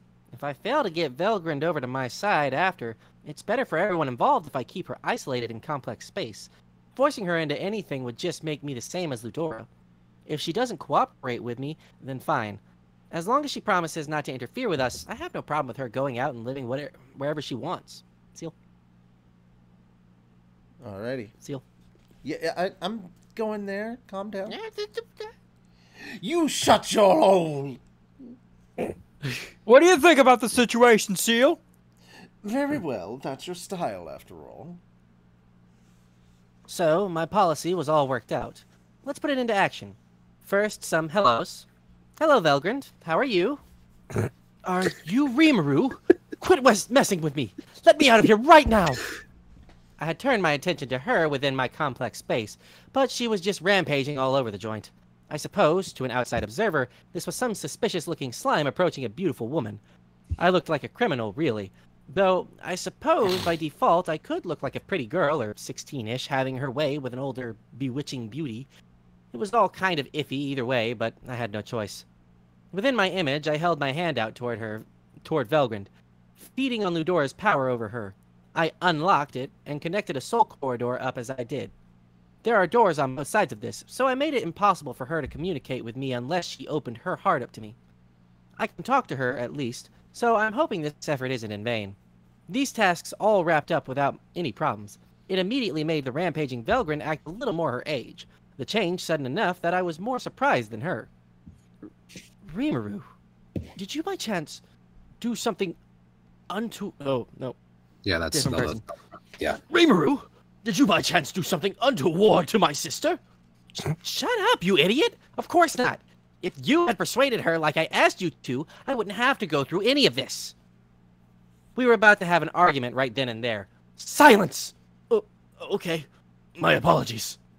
Veldora and I nodded at the same time to the outburst. To be honest, I was scared. No wonder Veldora looked so uncomfortable around her. So what is the meaning of this, Rimuru? The meaning? That's a little hard to answer. I really had no idea what to say. I can hear the voice of my separate body on the other side, but my own voice isn't reaching it. What did you do to me? Having such a beautiful woman stare me in the eye like this made my heart skip a beat. Jesus. Her breath on my face made me lightheaded. It smelled so good, sweet, and fragrant. Perhaps because she normally didn't need to breathe at all? Now is not the time for this. Valgrind is likely asking the question because she has been freed from Ludora's control. Are you a little angry at me? This is just your imagination. You think? Well, either way, better to drop this topic. CL gave me a full explanation, and according to it, the story's pretty simple. The Velgrind in front of me is freed from her mind control, but her separate body elsewhere is still under Ludora's thrall. Seal had thus used unlimited imprisonment to block the flow of information from our side, although she can still receive signals from the other side. This had put the Velgrind on the other side in full-on crisis mode. She was under Ludora's control with no idea what I was thinking. A total one-way street. I understood that Seal had done something pretty amazing, but now it hardly even felt like a surprise. Who is... Okay. So if we analyze the difference between... So if we analyze the difference between your two consciousnesses, I think I can prove to you that you were under mind control. Yes. Yes. Well done, Rimuru. My sister, you should trust in him and silence, right? Veldora got reamed for that interruption, and don't tell him. But I was a little glad to see it. Now, Velgrin seemed a bit lost in thought. I guess she was trying to figure out the difference between her and the separate body. As I explained. Through the eyes of my companions, I also updated myself on what was up in the flagship. The battle was in its final stages, and something had just happened that should fully show Velgrin's what's going on. My friends had Velgrin surrounded. Kind of a coward move, you could argue, but only if you didn't know what the deal was. The fact is, even in her weakened state, we could all dogpile on her at once and still have trouble winning. However, with the alternate dimension she created now crumbling apart, the whole thing was about ready to collapse. Or it would have, but then Diablo came along and just destroyed it with a few whacks. Noir. No, his name's Diablo. Pretty competent guy when I'm not around for him to ogle. No, wait. Yeah, that's him. That's that's Okay. Yeah. He gives me treats, you know. I rather like him. So Veldora sold out to him, huh? Better not treat it too seriously the next time he praises Diablo. As we continued to watch, the Velgrin on the other side took a step back as if to protect Ludora. Despite how things were going, he was still seated in his chair, all composed. That's a lot of guts. Or is it confidence? But as I watched, someone went on the move. It was Carrera, wielding a golden handgun, and she promptly shot Ludora with it. But the bullet was... is that the bullet that weakened me? No, that's Veldora. It's a judgment bullet. Oh, is that the bullet that weakened me? it's a judgment bullet. The most powerful one Kondo has. He can only shoot it once a day. So why does Jean have it? I knew what was going on because Seal told me. Not Jean, her name's Carrera. I guess she beat Kondo, and then he asked her to take care of Ludora for him. Not Kondo too, Velgrin muttered. But events were now unfolding fast. Ludora! The other Velgrin shouted loudly, arms outstretched to protect Ludora. Her god-level velocity was in time to catch the bullet. I gotta hand it to her. She's a monster. But the judgment bullet was no pushover either. It penetrated Velgrin in the right shoulder, blew her entire right arm off, and then hit Ludora anyway, going as fast as ever. But, shockingly, Ludora was unhurt. He remained totally composed as if he knew all along Carrera's attack would be in vain. What the heck? Oh, wait. What the heck? How could he just cancel out that attack? I don't know. I saw a glimpse of a barrier, but it's hard to believe that any barrier could completely stop it. Veldora and I were both surprised. Velgrin was just as incredulous, whispering, "Why?" as she sat down on the spot, hands on the ground. What's the matter, my sister? Your friend was right, she muttered at the panicked Veldora. I really was under Ludora's control. Then she began telling us about Ludora. According to her, he had an ironclad protection system keeping him safe. Something that could never be destroyed no matter who you threw at it. But there was a condition. The barrier's energy source was the loyalty of the Emperor's subjects and associates, so he needed people to remain loyal to him. And there was a flaw to it. Although the barrier was perfect and always on, Ludora couldn't take any action while it was activated. This was Castle Guard, one of the greatest features of the ultimate skill Michael, Lord of Justice. It had just stopped Carrera's judgment bullet, so clearly he was all but invincible while it's on, but he could just have his associates handle the battle instead. If he had that kind of power... my sister, you didn't need to step up to protect him, did you? Yeah, I was just thinking that. No, replied Velgrin. Normally, I should have pretended to protect him and used that as a feint for an attack. But if that's how I acted instead... If the other Velgrin was laying down her life needlessly to protect Ludora, there was no doubting it. Our Velgrin now understood that she had been... Ludora, meanwhile, remained safe in his castle guard, immobile as it stayed activated. Or he should have been. Huh? Velgrin shouted out first. But we were all in a state of shock. Removing castle guard for just a moment, Ludora had just stabbed the chest of Velgrin, who had run up to him despite her missing arm. It almost looked like she did that on purpose. Oh, yes. That man, my beloved Ludora, is no more. Tears fell from her eyes. As if to prove it, Ludora laughed loudly. Velgrind, you should be honored to be of service to me. I will put your power to good use. As he spoke, the other Velgrind crouched down in pain. That was Yuki's life-stealer skill. Ludora, or Michael, I suppose I should say, has the power to control the abilities of whoever he controls. Whoa, what a cheater! Veldora and I exchanged looks. Okay, how about I have you fight Ludora? What? Don't be ridiculous. There's no need to argue with you about whether I'm the strongest yet again.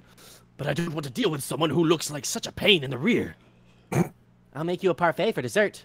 That is tempting, but... Velgrin looked at us dumbfounded as we tried to palm the job off on each other. It made her stop crying, at least, which I was glad to see. I can picture that in my head. It's great. Yeah, just... You. Fuck. Anyway, Ludora now had Velgrin's power. What did you mean when you called him Michael? I had an idea, but I wanted to hear it from her mouth. Ludora, you see, he reached his limits long ago. He reincarnated himself so many times that it wore his soul out. What you see there is Ludora, but it is also not. He's long been replaced by Michael, Lord of Justice. She looked sad about it. Oh? But how can a skill born from the desire of its owner not even cause harm to the owner? No, it's not like that. Michael was a power given to him by Veldanava. It was Uriel Loder vows that Ludora acquired out of his own volition. And now that my elder brother Veldanava is still not resurrected, that ultimate skill has gone missing. Oh. I guess I have that one, don't I? But now doesn't seem like an apt time to mention that. Velgrin went on to explain that, basically, Ludora's repeated reincarnations may have weakened the power of his soul enough that it made Michael impossible to control.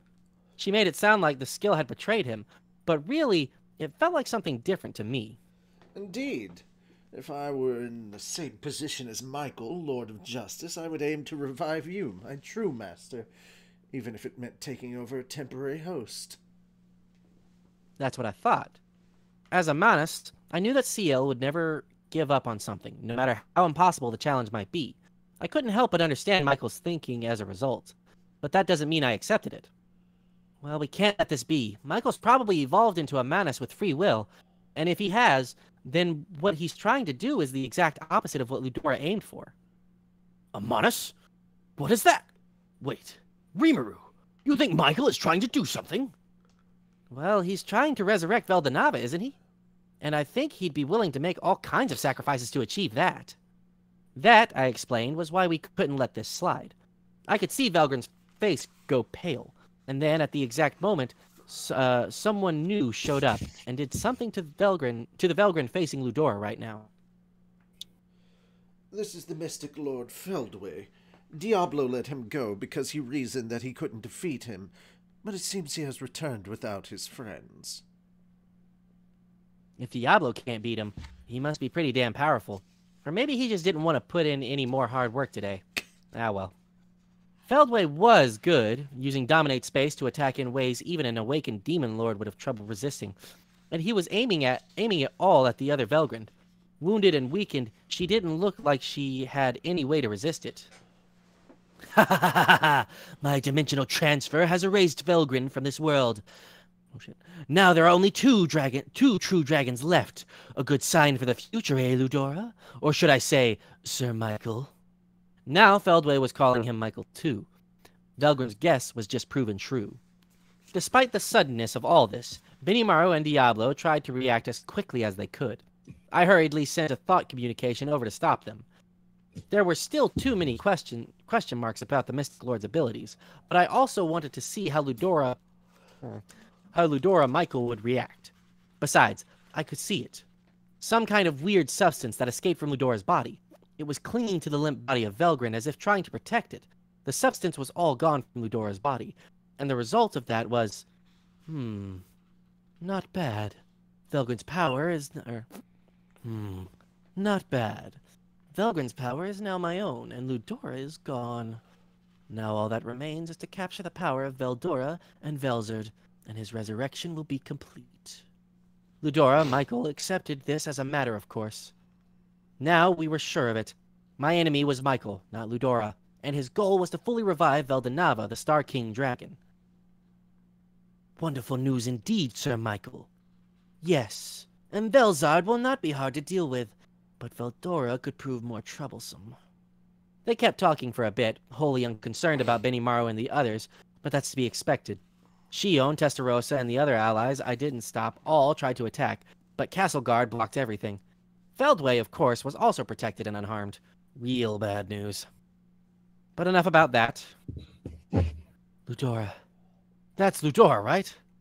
There's a piece of him, a piece of his soul right there. I thought only I could see it, but I guess Velgrin could sense it too. I wasn't sure if she could or not, but I suppose she was trying to track down whatever was left of Ludora. Here, calm down. Silence! I have to go now or else it'll disappear. She begged me like a child, crying out in anger. I used Mind Accelerate to stretch out time for us. It was now exclusively me and Velgrin. Listen, calm down. If you go out right now, you'll just have your mind taken over by Ludora again. But she probably knew where he had been sent off to, but she was headed right for a dead end. There was no guarantee that she could return to this world, and saving Ludora was beyond a dream at this point. Pretty much impossible. There is no way out for you like this. Shut up! Then what do you want me to do? I can't just give up on Ludora like this. Those were Velgrin's true feelings, and now she was exploding with so much rage that she didn't realize it was CL talking, not me. There is a possibility. Huh? If you accept my ability, adjust. Ah, sweet temptation. I didn't need to ask her twice. I'll take it if it'll make my wish come true. I figured there was no way she'd ever say anything else. Dots. More dots. The moment Velgrin agreed to it, a voice rang out. Velgrin's will is confirmed. The first thing we're going to do is cut out the interference on Raguel, Lord of Relief. Velgrin began to feel more at ease as she heard the voice. She scrutinized her own body, following the voice's instructions, and sure enough, there it was. Raguel, emblazoned deep inside her heart core, was being subjected to some kind of interference. It was blocked now, but there's no doubting that it was dangerous to leave that in there. This was the cause of it? Now Velgrin realized it, and she also remembered that the ultimate skill Michael, King of Justice, had a power that was sort of counterpart to Regalia Dominion. It was something I had heard about a long time ago, too. The powers created by Veldanava in the pure form are referred to as angelic. All of them cannot resist the absolute control of Michael, a thrall known as Ultimate Dominion. Velgrin's Raguel is no exception to this. A very narrow corridor had been built connecting it to Michael, and it was impossible for her to escape its influence. That's right. Yeah. That's right. How could I have forgotten?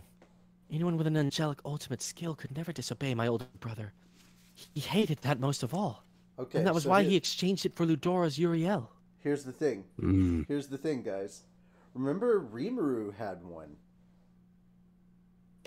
Raphael is an angel. Oh, yeah, okay. Oh. Yeah. I see. So literally, But if you understand, at parts during this fight, Raphael was having trouble right up until it got turned into Seal, and then everything broke.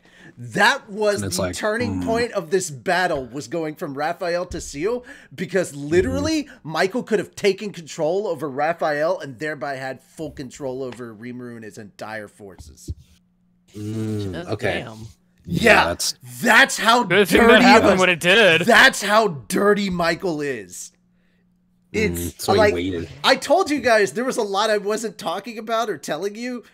You're like, oh, you're spoiling everything. I didn't spoil jack shit. That is a big motherfucking spot right there. I was just making it sound like, power increase. Raphael has become sealed. This is awesome. Blah, blah, blah. No, there was a much deeper meaning to it. I've been waiting to get to this part just so y'all can really like sit back and realize, holy shit, the accidental 4D chess moves that were happening. There was a lot of shit happening on it. Holy crap. All right, sorry. Succeeded on accident. Continue. Also, we have a posture check and a stretch. Oh, okay, thanks.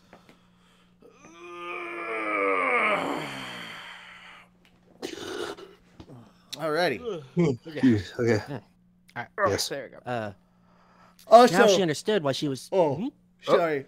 Also, guys, please remember that clips are not just funny moments. Like, if you see one of us reading and it looks like we're doing a really good job of portraying these characters, feel free to clip that too, because we want to show highlights of the actual light novel reading. So please make clips of when you think we're doing a good job of reading. Now she understood why she was being controlled. Her brother, Valdenava, had constructed this whole system, and it was next to impossible to resist it. No, there really isn't any way out, is there? Rimuru was right. Velgrin wanted to cry her eyes out over it, but just as she was about to give up, she heard a strange voice. Which one is it? Preparations. Preparations. I don't see that part. Might be on the next page. Might be. Oh! Preparations for Raguel, Lord of Relief, are now complete. I will merge this with the no longer needed Uriel, Lord of Vowels. Huh? Velgrin almost shouted out loud. It was only natural that Uriel, which she sought out for Ludora's sake, would be found here. And now Velgrin realized that the voice she had been hearing was no longer Rimuru's. She wasn't just hearing things. It was a clear, powerful, strong-willed voice. I know. It was very similar to the world language, softer and more refined. It even had a little tenderness to it. Oh, She had a lot of sweetie. questions Thank for you. it, but what mattered now was the meaning behind its words. Wait a minute. Are you going to give me Uriel? Or what did you mean by merge? If it has no choice but to follow Michael's will right now, then all we need to do is modify it. I discovered a control corridor in Uriel as well, so while I discard it, I thought I would use it as food to create a new ability exclusively for you. Nom nom nom nom. It was absurd, an answer full of silly nonsense, but Velgrin only cared about one question. If I do that, can I go look for Ludora? I affirm that is possible. If it was, there was no need to hesitate. Velgrin gave her consent with all the hope in her heart. Or, Velgrin, I have already confirmed your intentions, so there is no need to give your consent a second time. I will now activate ability adjust. I fucking love that. It's like, no, you're So good. such We're all sass. good. Yeah. it's like, you already said yes. You like, this is happening. There's no... Yeah. That voice, Seal, process had has no been intention of initialized. stopping. Yeah. The moment it launched ability adjust, an unbelievable surge of power swept through Velgrin's body, gently enveloping her. Velgrin, the Flame Dragons, Raguel, and Uriel will be merged to create the ultimate skill, Thuga, Lord of the Fire God. Succeeded. I love how we're going from angelic names for skills, for ultimate Thuga. skills, to literally eldritch god shit. Yeah, they had Nerlothotep somewhere else. No, That's no, right. dude, My dude, naming it's schemes not have just evolved that. as well. It's not just Yeah. that. We literally had Yog-Sothoth earlier. Yeah, we had Yog-Sothoth, Nyarlathotep, Cthulhu. Yeah, Yog-Sothoth. We're yeah. literally moving to Cthulhu-esque lore, which is hilarious that people are I'm calling glad it I don't have to Cthulhu read any of lore, these names. because it's literally the world of Yog-Sothoth. Yeah, so it's like Awesome. interesting. Yog-Sothoth, Yeah. See, by I the gotta way, is ask the you, where are you getting all grandfather these of names Cthulhu. from? Cthulhu. Eldritch, Yes. somebody loves H.P. Lovecraft. That's what's really You've read H.P. When did you read H.P. Lovecraft? We've been fighting this whole No. time. I'm imagining Seal would just answer smugly, I am a huge fan of Oh, Craftsman. sweetie. You might even Oh, say I love sweetie. it. I've only I could do existed. both. Oh, sweetheart, I've only existed for around an hour. Of course, I've read everything that's in Reamer's memories. Interesting. Let's be real here. Yeah, You That think does Rimuru's imply read that he has H.P. read Lovecraft? HBO Yes! Lovecraft, but there's no. We don't know if he He's has literally. or not. All right, look at it this way. If nothing else, he's been on the HP Lovecraft wiki. Okay, At least. fair. You know what? I'll Yeah. give you that. For names, I read it that's on a wiki fine. page once. I mean, Yeah. let's be honest. The HP Lovecraft thing is not short on tentacles. Yeah. Yeah. Definitely. Yeah. All right. Continuing on. Yep. Seal declared it to the world in its solemn, otherworldly voice, and at that moment, Velgrin was freed from all her yokes. Dots. When I nodded my agreement with Seal's words, my Uriel was transferred over to it. I'm not sure if it's my fault for giving the permission, but I think it's only natural that I was so stunned. Like having Uriel be the bond that links us as friends. Not a problem. The Uriel that was merged is only a remnant. Its essence has been taken over by the skill, Shub-Niggurath. That sounds like I said a word that I shouldn't be Shub? saying with Yeah. my skin tone. No. Shub. No. Lord of Abundance. Well, Something. To be fair, Yeah. this is Lovecraft. He He's a he was one of them. I'm glad I didn't say it. I didn't try to pronounce it. Niggurath. Yeah, that's how we should pronounce it. Yeah. Mm-hmm. Should we put What? the name in chat just to be safe? Hold on. Just I had a Shub. million questions to ask about this. Something told me Yep. that Seal was doing all kinds of amazing things without my knowledge. I was almost afraid to ask, but either way, Velgrin deserved my attention. Everything had worked, and I was glad about it. Congratulations, Velgrin. Now it's safe to release you outside. I smiled as I spoke to her. She just stared back at me, face all contorted. I think I understood why, so I looked away from her. There are so many questions I really want to ask you. Or no, there are so many questions I really want to ask you. But I'll skip them for now. So are you going to let me go? It no longer seemed like an issue, so I nodded. Seal informed me that since Velgrin now had Uriel, she would be able to pick up on... Fucking go to the next page. Pick up on and react to Ludora's soul, allowing her to potentially find and retrieve the fragment she saw. Hearing that, I began to wonder if the remnant Seal mentioned was the core of Uriel, which took the shape of Ludora's own heart. It'd mean that Velgrin would always be with Ludora. If his soul was now scattered all over the world, I'm not sure she'd ever truly find it, but something told me that she might just pull it off. Okay, now, release. okay. So here's my question. So the three of us return from this... How long do you think it'll be until she realizes the truth and heads back here? 2 minutes. Give it a minute. Keep it. Give it a minute. Keep in mind. Keep in mind. All right. That is now Michael. Part of Ludora has split off and gone somewhere. Mm-hmm. Where So do now you she think has to go that? find him. Where do you think said Ludora is? Is it in Rimuru? In the ether. No, it's not in Rimuru. It's Is it not in Rimuru. Veldanava? No, Veldanava's No? gone. Veldanava's Oh, dead. it's Oh. what's his face? Masayuki. Hero guy. Masayuki. There we go. Yeah. Yeah, Oh, because literally, yeah. My brain went literally, Yuki like that's not it. literally, when they saw Ludora, they thought he was Masayuki's twin. There's a reason for that. So yeah. so when she's following the traces of Ludora's soul, guess what world she ends up in? She Earth. goes to Human world. Earth. yeah, And she starts interestingly. following his soul until it ends up moving from Earth back to the world that Rimuru and Tempest are The at. world of Tempest. So I see. literally, she jumps right back into Tempest and goes, Ludora, I found you! Right to Masayuki, who's very confused, but this And really, he's probably really, shitting his this pants. really, really hot chick is Like, sitting, "Ah!" is just Very hugging him and strong. crying and everything. No, this really hot chick just walked right up to him and started with tears in her eyes and Bawling just her sobbing eyes and- out. hugged and her crying. and bawling, and it's Yeah. so fucking great. I love it. And he's just confused. Meanwhile, and all about the the other ultimate members god of of this breakfast? love interest are looking Yeah. at her like, huh? Yeah, so just Get your imagine hands that. off my man. So just imagine that really fast, you know? he's in the middle of Masayuki has a breakfast. spin-off harem anime coming up. Oh God! Well, All right, so continuing Or light on. novel. Yep. So the three of us returned from the spiritual world to the real one. Time was still stretched out for us as we said our goodbyes. Thank you, Rimuru. I'm sorry for all the trouble. Yeah, I hope so. I got a lot of complaints about you too, you know? But I kept my mouth shut since I didn't want her to get angry. I'm sure you can connect with your parallel existence now, so I don't think you need to worry about getting lost. After that, I know things are going to be tough for you, but good luck. I tried to be as safe as possible with my support, but...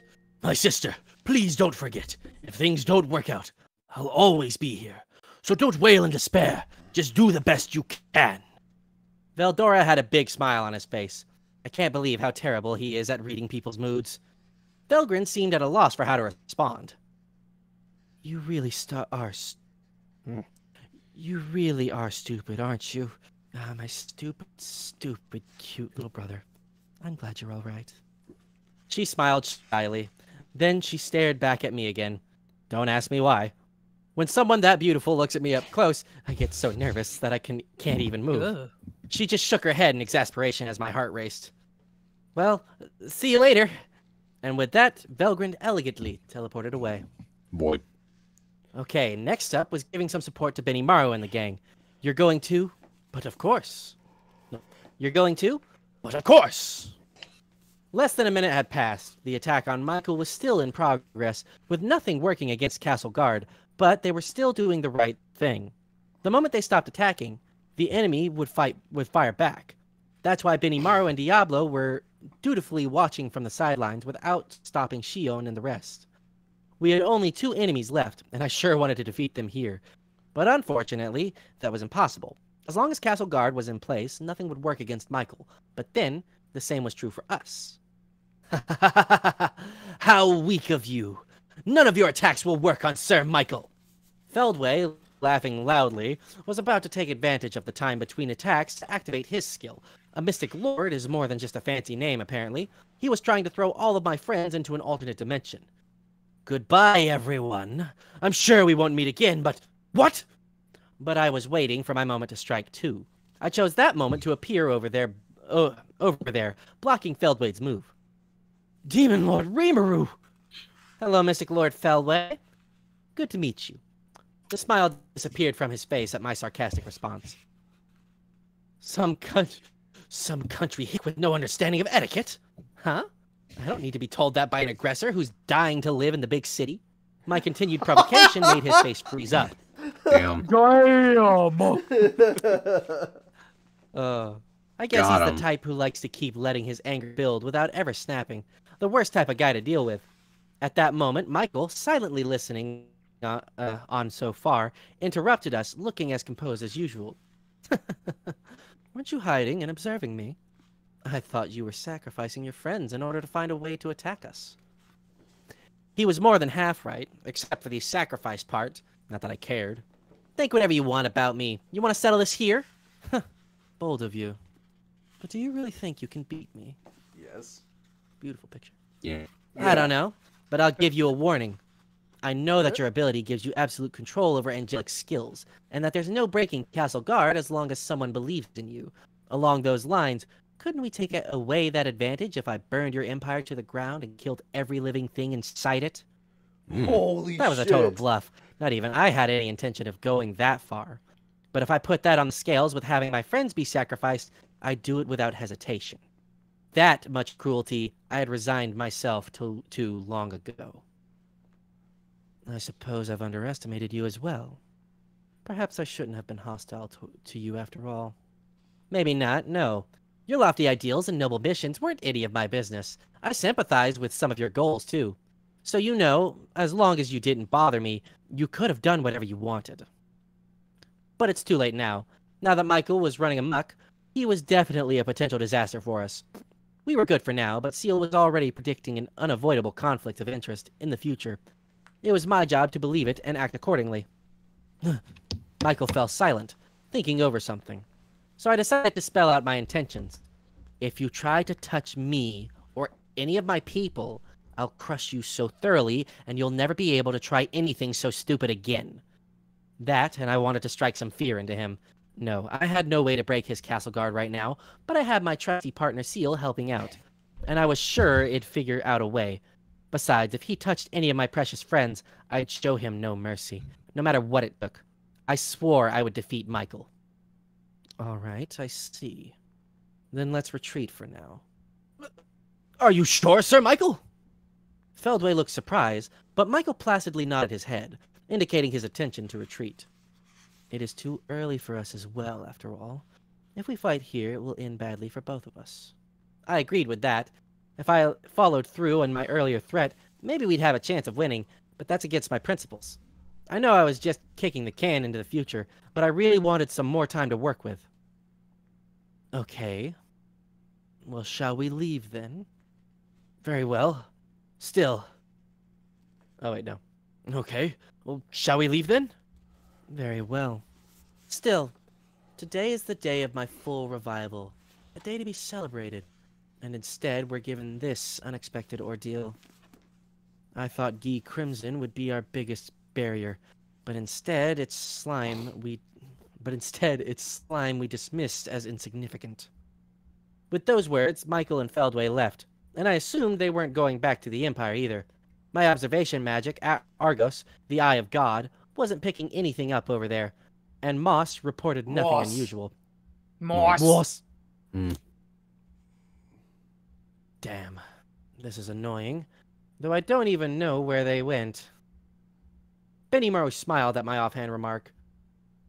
But as you ordered, Sir Rimuru, all of us are safe. Why don't we celebrate that for now and return home? Good idea. Right. Home it is, then. I'm tired out today, and I'm feeling kind of hungry, too.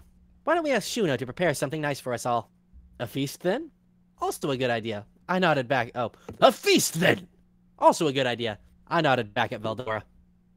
Okay, let's go back and have a blast. My words brought smiles to everyone's faces. We had some work left to do, but at least we were all here, and well enough to celebrate our survival. All right. I kind of want to let Shim read this next part just because of how interesting it is. Yeah. Oh, and we okay. do have one more picture, so there's not a lot left. I'd say 2 pages in total, and that's it. That's all this book. Okay. I just find it really funny, and they're like, it's been a day. Want to call it? Yeah. We'll settle this in a later volume. Food? Yeah. Yeah. Pizza? Yeah. Fight? Kitchen? Fight. Pork rind? Pork rind. Pork rind. Pork Yeah. You know, they do a He's high five and already everything. eating it. Yeah. And so, Velgrind continued her journey I guess yesterday. They're not game today. show fans. And I thought everybody loved Vanna. Well. Yeah, I could quote the first Ninja Turtles movie verbatim. Go Ninja, go Ninja, go. Sorry. No, that's number 2. No, that's 2. Yeah, that's right. That's right. He didn't show that later. The first one is anyway. Turtle power. That's right. That's right. Yeah, sorry. I mixed my raps. That's okay. That's okay. That's okay. Yeah. Velgrind continued her journey yesterday, today, and tomorrow. She walks on, never stopping. The place she flew to after... Oh yeah, multiple ellipses. The place she flew to after leaving Rimuru was another world in another time. Feldway had sent her parallel existence to the rift between this world and that one, and she safely reintegrated herself with it right there. This was a planet without any land, much less an atmosphere, and Velgrind was stranded on it without any sense of time at all. She would have died instantly if she wasn't a true dragon, but she had both dominate space and an infinite lifespan. She had time to think before she found refuge. Her thinking had almost stopped entirely after all the unbelievable events that occurred to her. There was just too much information to process. But being adrift in another dimension helped her regain her composure too. So Velgrind thought. The sheer volume of mind-blowing data had made her abandon thinking at one point, but now she thought as long as time allowed her to. Then she arrived at the most important fact of all. How did she gain her freedom against the system her brother created? That was the question, and there was only one person she could think of who could have made that happen. Yes, that easy-going slime. The demon Lord Rimuru, her foolish brother's ally. No, it can't be. That slime is... Someone who freely tinkered with ultimate skills, gave Velgrind her freedom, and massively improved her own powers, evolving them to greater heights. No regular human could possibly have done any of that. Only my brother Veldanava could do anything so outlandish. If it were possible for anyone else at all. Velgrind shuddered at the impossible thought. When she turned her attention to it, her ultimate skill, Cthulhu, Lord of Fire God, reacted. Power on an uncomparable level from Ragiel. And most of all, the fragments she had been taking in reacted as it linked to Ludora's heartbeat. Well, I don't care what that slime really is. He's just Rimuru, Veldora's ally and the one I owe my life to. And then we have this picture. Picture. Very nice. That was the conclusion she arrived at, and with that, Valgrind broke out of her thought loop and turned her attention back to reality. Some ellipses. More dots. So Valgrind continued collecting pieces of his soul as she traveled through worlds and eras. I love you. I love you, Ludora! That all-consuming desire to see Ludora drove her to overcome a cavalcade of obstacles, and then, finally, in this big city lined with skyscrapers, she found the boy. Joy. And determination. The boy was everything she lacked, and if Valgrind gave him the rest of the pieces she had. But was this really okay to do? She agonized over the question. If she did it, it drastically changed the boy's destiny. Her lifespan was infinite. She could continue to watch over him until he lived out his own life. Yes, no reason to panic. I can't wait to see you, but it won't help me to hurry things along. But then, a shining piece of his soul flew over to the boy. This fragment, noticed by nobody, fused itself within him, as if sucked inside, and with that shock, the boy disappeared from the world. All that remained in Valgrind's hand was the very first fragment she found. Were you one of them too? Did you want to see me? Valgrind spoke to the fragment, wishing it were true, and then she activated Cthulhu to pursue the boy. Yep. Just like that. Just like that. We have finished volume 15. And she's back. She's back! She's back! Yep. Yep. Once again, I was able to deliver volume 15 to you without any trip-ups. Thanks, author. I believe in you. Yeah. I love you. Guys, we will be starting volume 16 next week, so you guys will hear what was going on in the labyrinth while all this craziness was going down. Meanwhile, in the labyrinth. Meanwhile, David Bowie in the was showing Hall up. of Justice, Aquaman Meanwhile, is making the halls of sandwiches. Tempest. Shion is making sandwiches, much to everyone's dismay. Well. All right, what did we think of this volume? There was a lot. Thickens. There was a lot. Yeah, this is A definitely lot of where shit the going plot on in the thickened. background. Yeah. Yeah. Guys, we A are lot. on the third book of this season, so this is literally going to bring us... Once we read 16, we should be done with season 5, if the anime ever gets there. Don't forget... I doubt it. Don't forget, guys, this coming Friday? It's either Friday or Saturday. We have our first official episode, not a recap, but our first official episode of Slime. I believe it's Friday though, because they were saying April 5th. Yeah. No, it's Soon. Yeah. I thought that was it is Friday. Earlier this week. Very soon then. No, that was a recap episode. It's not actually the first episode. It's literally okay, a recap I don't gonna bother episode. with it then. It's a recap Recap episode episodes are told from always the kinda, perspective, from the POV of Diablo. So literally, it's a recap episode. It's not the first episode of Slime. That's April 5th. That's what they're. Yeah, it was numbered A.5. So yeah, it's not an actual episode. Season 3 properly starts off this Friday at 10 a.m. Eastern. Okay. Which means 9 a.m. Central, 8 a.m. Mountain, and 7 a.m. over on the West Coast. That's early. Early. 7 a.m. Oh, that means I could wake up to it. Ooh, Yeah, you can fun. wake Because up I'm probably to going to Slime. watch them in the afternoons when all of them come out. Well, we've got Slime that day, and then I believe Mishoku Tensei, I think, is on Sundays. I'm not 100% sure. I'm going to be looking on Crunchyroll to figure all that out to know what the timetables for everything. Oh, okay. I thought when you said Sunday, I thought you meant, wait, what happens with solo leveling then? Solo leveling's over. No, I meant the It's done, isn't our it? readings of them. Oh, no, that'll still happen. Yeah, no, that's what I got Yeah, that's confused. still I'm like, happening. wait, hold on, whoa, hold on a second. Also, are we Got a quick question. So are we skipping next week for that one and then continuing the week after? Yeah. Or are we picking up? Okay, gotcha. Okay. Just I curious. Because can't do I next was week. actually going to ask that too, because I Here's the need to thing, let Cody I and can't- Sanji know. Here's the thing. I can't do next week just in case they do another art stream. I see. Okay. Yeah, that's cool. Because I was just how double it's checking, supposed to but be is I'll be there. solo leveling one week, art stream the next, solo leveling again. We were supposed to do it this week, but nobody seemed to realize. Stuff got in the way. Yeah. It's Easter. They're like, oh, Well, it's Easter. not Don't that. give a fuck. Don't give a fuck, man. And also buy D&D games. So Yeah, here's why the we other keep it thing. to every Here's other. the other thing, guys. You're like, oh, it's Easter. No, it was Zombie Jesus Day. Let's move on. Jeez. Yeah. yeah. Literally, And also, happy you know what? Zombie No, Jesus Day. Fuck everybody. Jesus! It was Trans Visibility Day. Okay. Oh.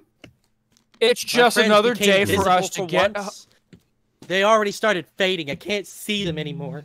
Oh, God. No. Christ. No. Michael. Yeah. Michael. Yeah. Yeah.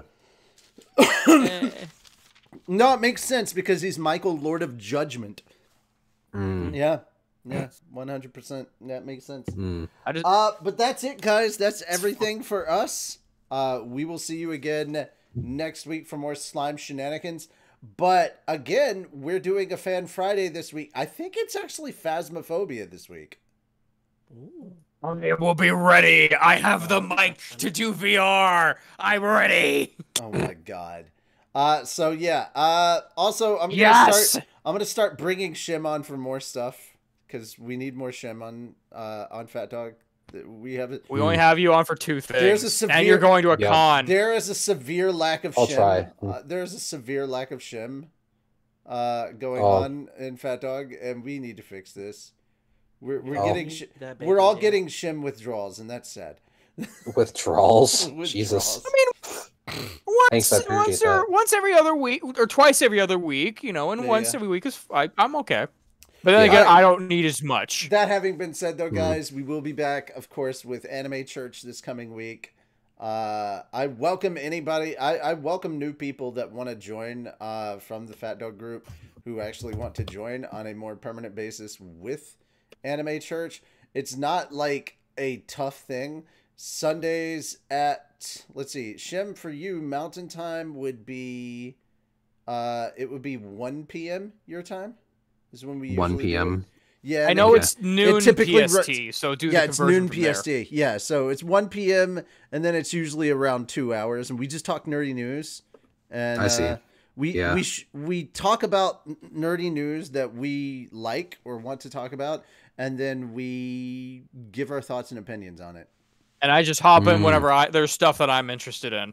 It's Gotcha. like, hey, I got articles. I can Yeah. add stuff to this. So here we go. I just jump in. Yeah, literally I the jump in last through the episode, window. yesterday's episode was literally called "Oops, All Anime" because it was just all anime news. We didn't have It's any. all 30 anime. minutes. It was I didn't literally check out 30 minutes. It was our shortest episode ever. The shortest one we've done. Yeah, we had so much free time. Dude, I didn't know what to do. Go. Ate some food. Yeah, No, I we went to go bed. outside. We watched. Okay, we oh, watched yeah, you go Solo to bed? Leveling. We went solo leveling, and then I passed out, dude. I woke up at like Sounds almost nice. With my 3 in the parents morning. for food. Yeah. That sounds God, I nice. cannot imagine how you're gonna be with a KaiCon, like an all day thing. I don't know how your sleep how your sleep schedule seems to kinda- be. Well, That's bold of you to assume I don't immediately enter work mode. My body doesn't immediately enter work mode when it comes to cons. This man yeah, knows. you kind of have to. This man knows. My body goes into all right, move. Like Yeah. I've never worked done. I worked cons. I worked there was one year I went to one con every month. And it was because I was able to, because I was doing press at all these cons. So I had Hotel Compton, I had press stuff going on. And I had to pay for my like flights and stuff. But that was basically it. I was at a new con every month. It was insane. Never, ever will I do that again. And keep in mind, when I did this, I was in my 20s and it damn near killed me. Damn. Yeah. Yeah, once not a good month. time. Yeah, having to do that. Yeah, I did 12 cons in 1 year. Yeah. That sounds insane. Yeah, it is. It Sounds is. really tiring. Yeah. Oh yeah, that too. Yeah. Yeah, I've never been to a con before. I was kind of tempted to go to try It's pretty WeCon as fun. my third one, but I was like, I don't know the people like in that Discord call as well. Aren't you up in the Northwest? Yes. So that's another reason why I've not gone to cons before. You know, There's you probably just, PAX West. Good cons. No. You know, you just missed Sakura Con, right?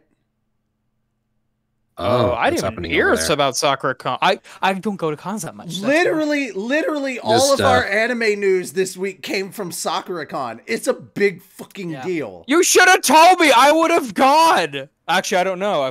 Something witty goes to Sakura Con.